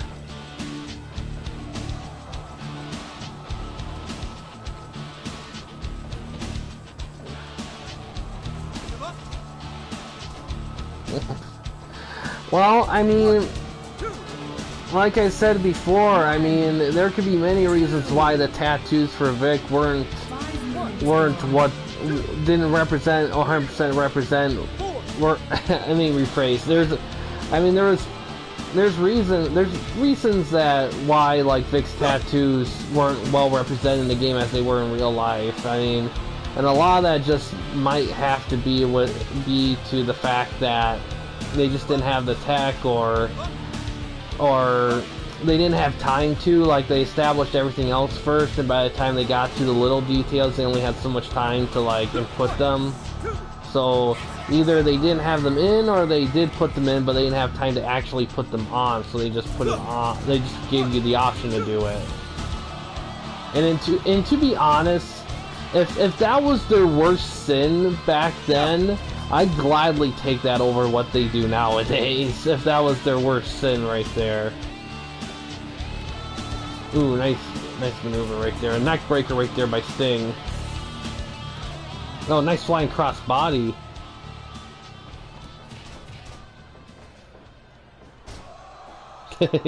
Yeah.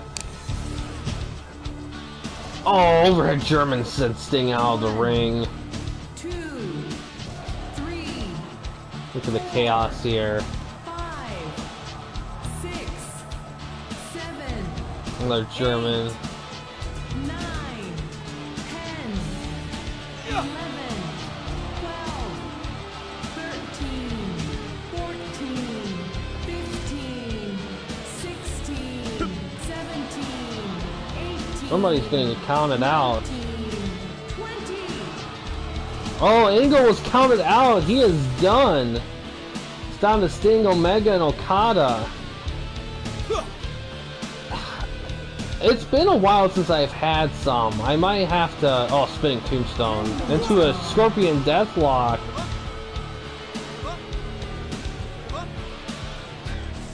Yeah, exactly. I'm wondering if they'll... In all honesty, It depends on the pack and how big they are. It's been a long time since I've had any, so I can't say for sure. 1, 2, Oh yeah, I bet he was. 3. Huh. Nice water wheel drop right there by Sting.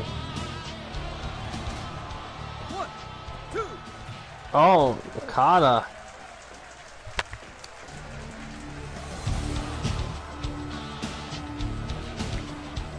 Huh.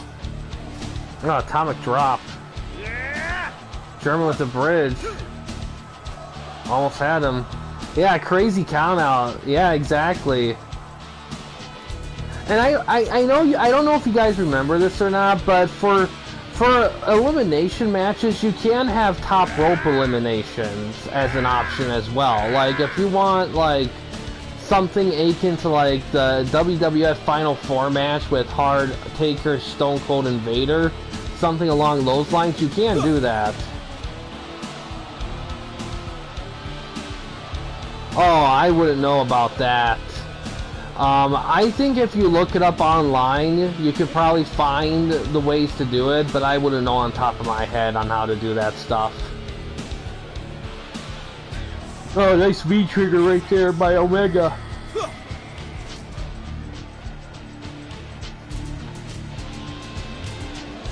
Fisherman Buster into a pin. Omega doesn't like that. No, backslide.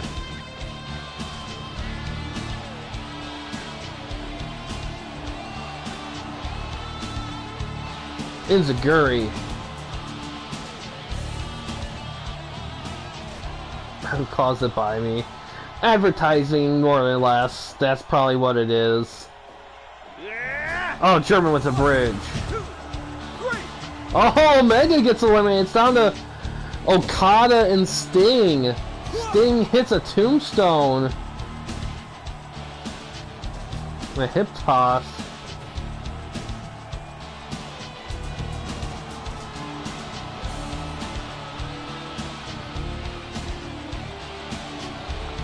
Ooh, it's going for... Oh, German then a little... Oh, he makes him tap out. We got 2 bonus points for DPS.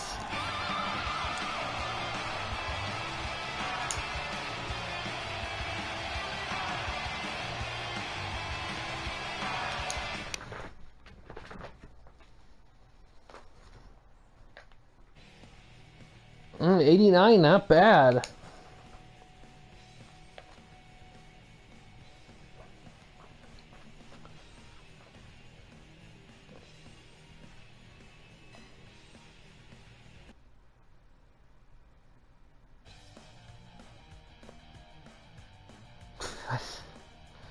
Place, I would not know. I mean, it could have been a thing for a bit to put stickers on those, but I wouldn't know for sure. Ooh, that's gonna be interesting to see when he does it. Missed 2 eliminations. Whoops. No worries, you could always watch it on the repeat. It was, and you know what? For a four-way dance, and it was pretty good for a four-way dance under like 20 minutes. That's a hard thing to do, because usually with those matches, they can take a bit, and that doesn't mean they're bad. They can be very good if they go the long way, but sometimes you want to see like a lot of cool stuff in under a short period of time. Next match, Styles versus Taz for the FTOA Championship.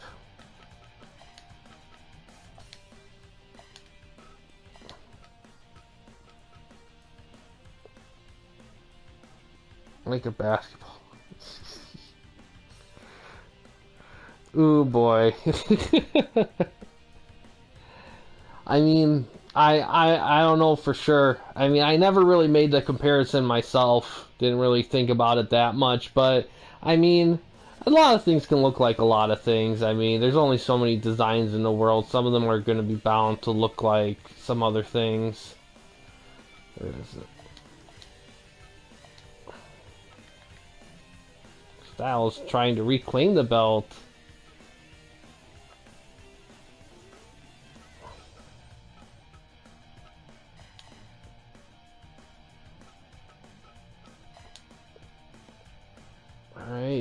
solid here. Styles, Taz. Let's see how it goes.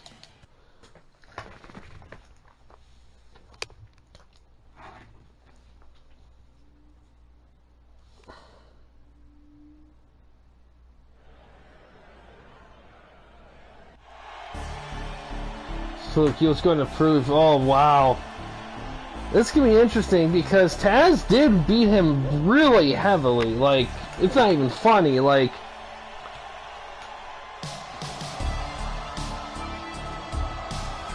alright, if I let you. Yeah, exactly. Taz is a monster. Like, I have to say though, if Styles loses again against Taz, even if it's, I mean, if it's like super close in a good match, he could still make the claim. But if he gets killed again, I think Styles may have to take some time. So those Taz missions and then Taz Plexus just almost killed him.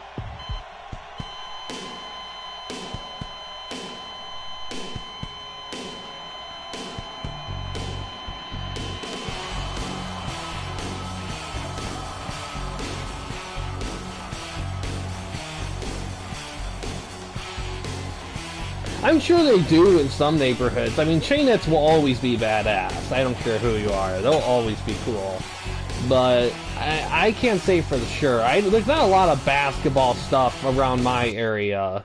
But I'm sure there's some stuff with, like, chains. I'm pretty sure there is. I mean, I'm in Michigan. I mean, it's almost a guarantee there's going to be some basketball hoops that are going to have some chains. Ooh, Tornado DDT to start things off. Wow. Oh, Taz gets suplexed out of the ring.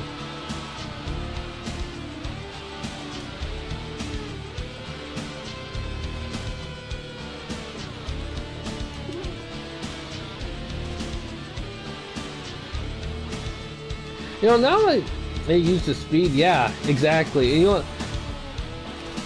Yeah, he has to. He has to come in swinging.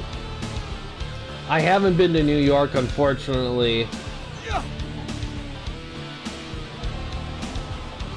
One thing that it's kind of ironic about Taz is that as a like his announcing style and his wrestling style are like polar opposites. Like as a wrestler, he's just like a killer. Like even his promos were like pure like I'm gonna kill you kind of promos. And then when he's on commentary, he's like cracking jokes, he's laughing and stuff. It's just such like a polar difference between like those two. But then again, I haven't listened to like a ton of Taz commentary, so I can't really fully say for sure. Ooh, a little suplex right there. Well, counter. Yeah, exactly. Oh, send Styles out of the ring. One thing to keep in mind also is Styles. Oh, Taz mission. 4, 5, 6. With a suplex. 8. Oh yeah, he is. I love Taz as a commentator. I have to say, like, I think Michael Cole's best work is when he did SmackDown with Taz. 14. Like, I think the golden era for commentary for WWE for wrestling was when you had Jerry and JR at Raw, and then Cole and Taz on SmackDown. And most of the ring to the floor. Yeah, exactly. They're still going. A little frog splash, but it's a rope break. Goes for a cover. Almost had him.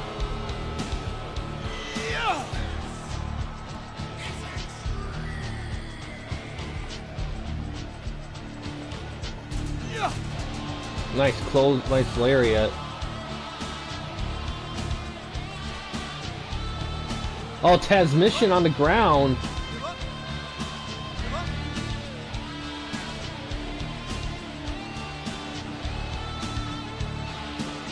I do think this match has gone on longer than the other match they were in. Yeah. Oh, nice flying lariat. Yeah, I have to say though, like, if you listen to some background stuff, like, Michael Cole was so... Oh, Styles Clash was so held back by Vince, it's not even funny, like he... almost had him. His commentary was pretty much just neutered by Vince until like Triple H took over and he was allowed to actually, you know, talk like naturally again. Yeah, exactly. That's the beauty of like, and this is what I love about like some like when you get the right match. Oh, he doesn't even. He barely kicks out in time. Taz gets the win.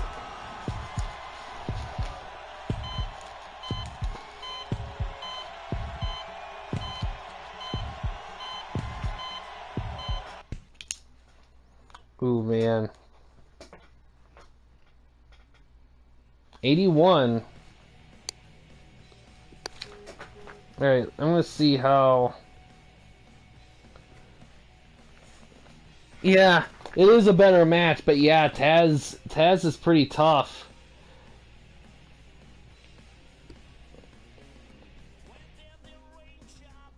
Oh yeah, well Kane's a monster. Like anyone in their right mind would be intimidated by him. All right.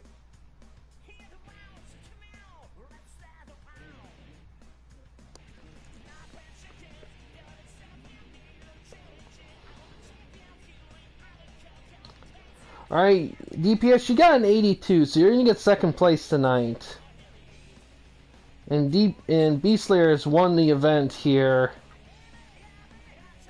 for the night, but we got one more match here. Eternity T basically skipped the match ahead 5 minutes from the get-go. Yeah, pretty much. Sometimes that happens. And you know what? I'm fine with it happening sometimes because it makes things a lot more unpredictable. Echo Cake. You know, I don't think I've ever seen Echo Cake before.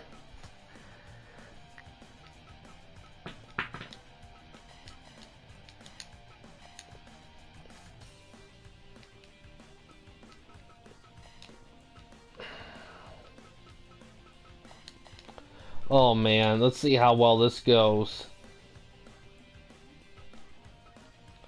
This is gonna be really, really interesting.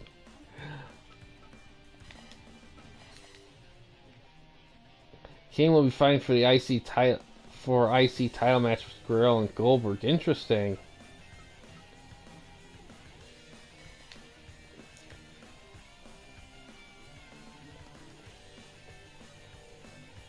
I did those Tazplexes. Yeah. Yeah, Kareem, sometimes that kind of stuff happens. Especially you live in an urban area, that kind of stuff can happen. It gets crazy. Alright, let's see how this one goes.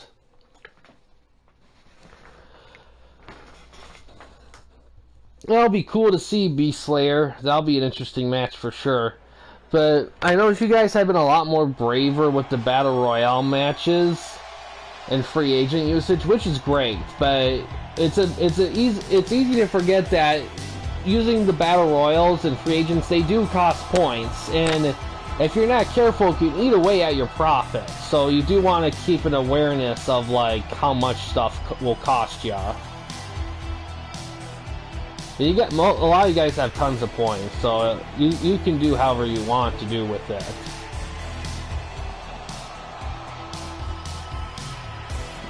I miss Tom. Tom keeps himself pretty busy. He has like a full family and stuff, so he's kind of has his hands full.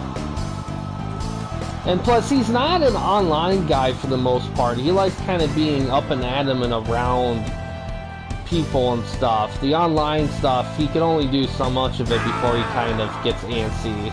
From what I gathered, at least. Fight.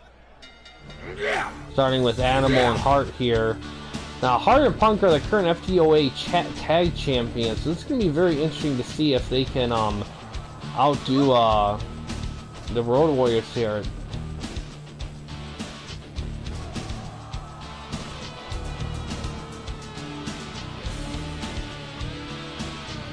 I don't really think about it, the AC. My Corey, she's a big AC person. She always has the fan on stuff. I usually don't pay attention much to it unless I start to really notice. speed and stuff. Hawk gets tagged in.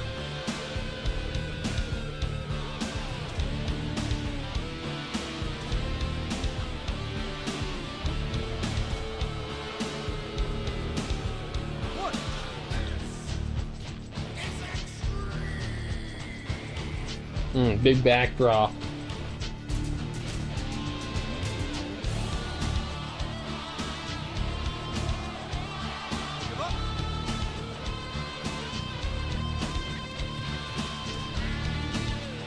No worries, Beast Slayer. Yeah, this is a lot later than I usually stream. I usually like to stream a bit earlier. Nice 3D there, but it just got got busy today. Oh, pile driver.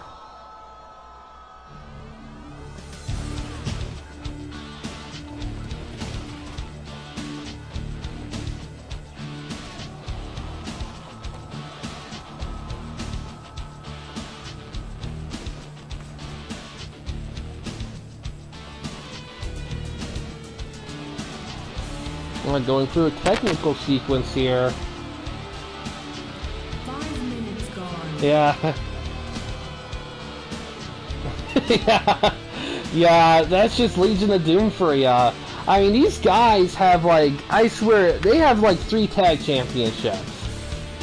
No, like, no, wait, no, they have 2. They have like the TWN and then they have the TWL titles. I don't think they don't have any other ones, as far as I know. I believe so. Yeah, it is a custom. This Bret Hart edit, I have a few Bret Hart edits, but this one is probably my favorite. He has some custom moves in it.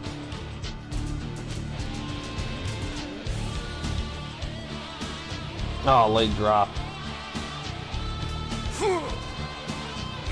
You have to be careful with custom moves though, because for one, some can be OP. Like, probably the most OP move that I have is Powerbomb Sharpshooter combo move, and I don't use that with any of my edits, because if you land it like once or twice, the guy's like done, and it is too overpowered. I wouldn't even put that on a jobber wrestler. Oh, nice high knee right there. But yeah.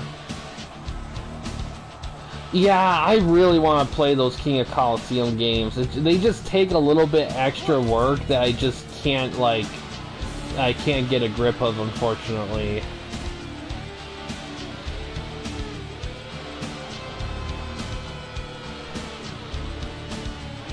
Punk gets tagged in.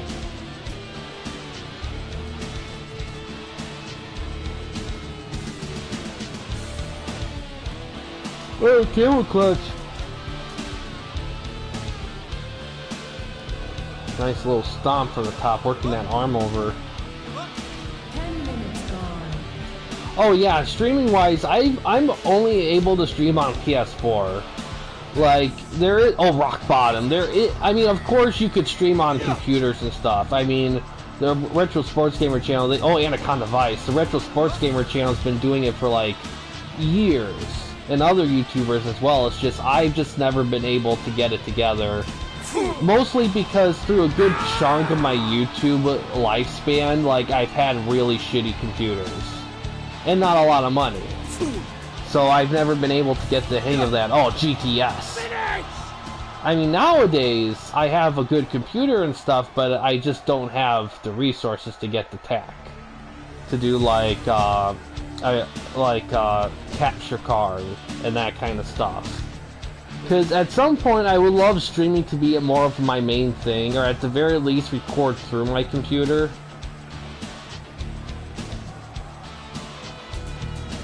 Yeah, it's just one of those things that just takes a little bit of time, money, and effort, and those are things that I just don't have time for. And combine that with, I'm also kind of set in my ways, because the easiness of just using your phone to just record, like, with ease, especially, oh, Anaconda Vice again, especially with cameras having such good film and, like, audio capture quality, if you have the right volume set up and everything, you're good enough to the TV, you can get away with a lot. I know Yeah.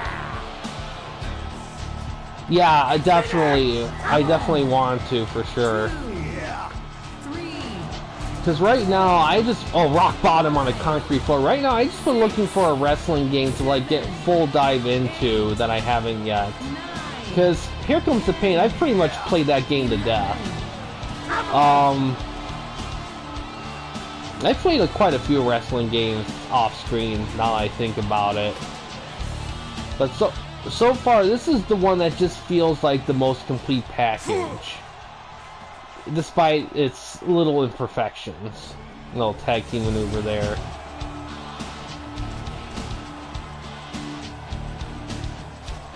For atomic drop.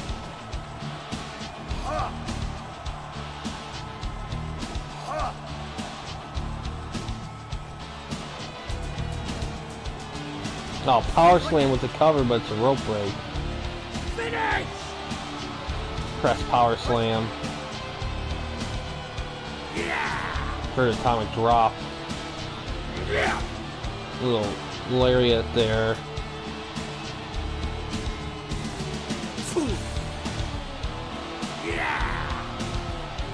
Camel clutch.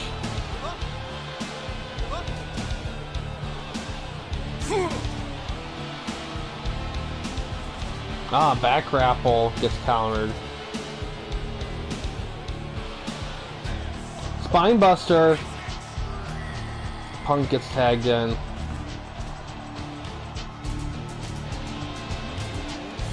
Oh, we got interference.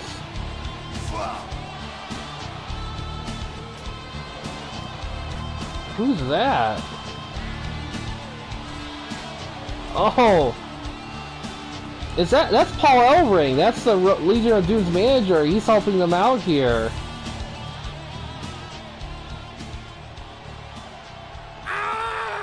Oh, powerbomb with a cover.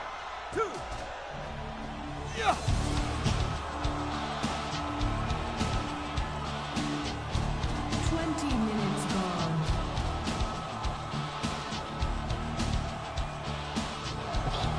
Oh, look at this. Wow, you know what, now I think about it, these Legion of Doomers, they use the Camel Clutch more than the Iron Sheik. I'm not gonna lie, like, these Legion of Doom edits, I might have to tweak them slightly, because they're starting to get a bit OP, but it was a great match, great tag team match, but Legion of Doom retain. TWO will get some defense points here. I think it's at... I'm gonna have to check. Which I can do very quickly.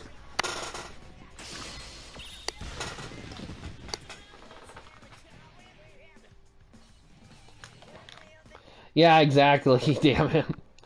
Yeah. Yeah, I got... Oh, the Freebirds. Oof. Yeah, Freebirds couldn't hold him forever. He was too jacked. He just gave them a good old neck breaker, and he was just off on the ropes. Yeah, exactly. And having a submission move as your finisher can be a little tricky sometimes.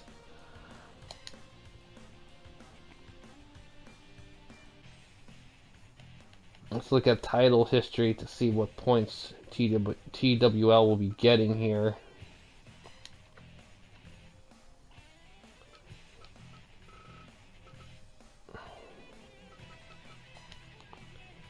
That's 3 straight, so let me think. That's 5 points for defense. That's going to be cranking up there. Oh, hi Green Magic. How you doing? It's been a minute since we've seen ya. Unfortunately, we're just nearing the end of the stream. Aren't those tagged out? Still was a great match. Oh man, Green Magic, just so you know, we got a YWA event coming up here, and your guys in the main event, so that's gonna be happening Wednesday. So if you're available, I mean, feel free to take a look at that, because your guys in the main event, so your guys gonna get a lot of action there. Yeah, yeah. Once these guys lose their belts, I'm gonna have to maybe tweak them a little bit because as much as we love seeing dominant tag teams, there's a lot of tag teams that deserve a time to shine, and right now they're kind of being limited because Legion of Doom is just gods.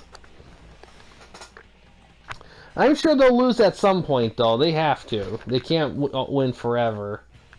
Just hopefully they lose during a title match. Tag teams. Oh man. Okay, so next stream was gonna be Sunday. Sunday. That's gonna be that's the next possible day for streaming. It'll be West Division. Um. Oh yeah, definitely, definitely.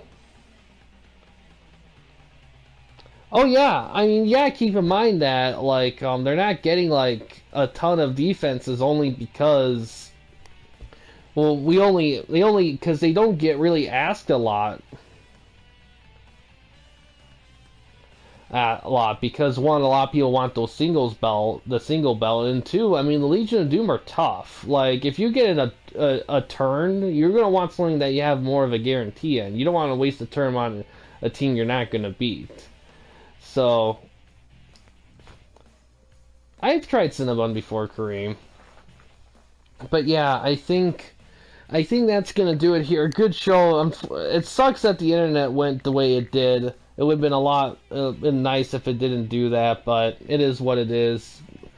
I'll be downloading and merging the two streams together and uploading them as one video ASAP, and then we'll go from there.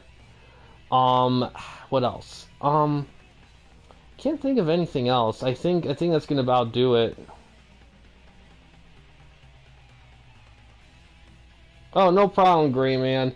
But yeah, definitely get prepared for YWA stuff because once that gets started, that's gonna be a big focus there because there's gonna be a lot of promos, a lot of scenarios, a lot of action's gonna be happening there.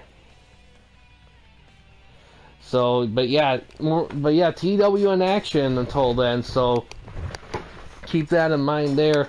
But yeah, guys, thanks for watching. In case you want to chat with anyone at the Campy Company, you don't want to use the YouTube comment section, we do have a couple options. First one is we have a Discord channel. You can find a link to that in About page / About section of our channel. We also have a community tab in our channel as well. You can access that anywhere at any time. But yeah, guys, thanks for watching. Please subscribe and like the videos, and have a good day.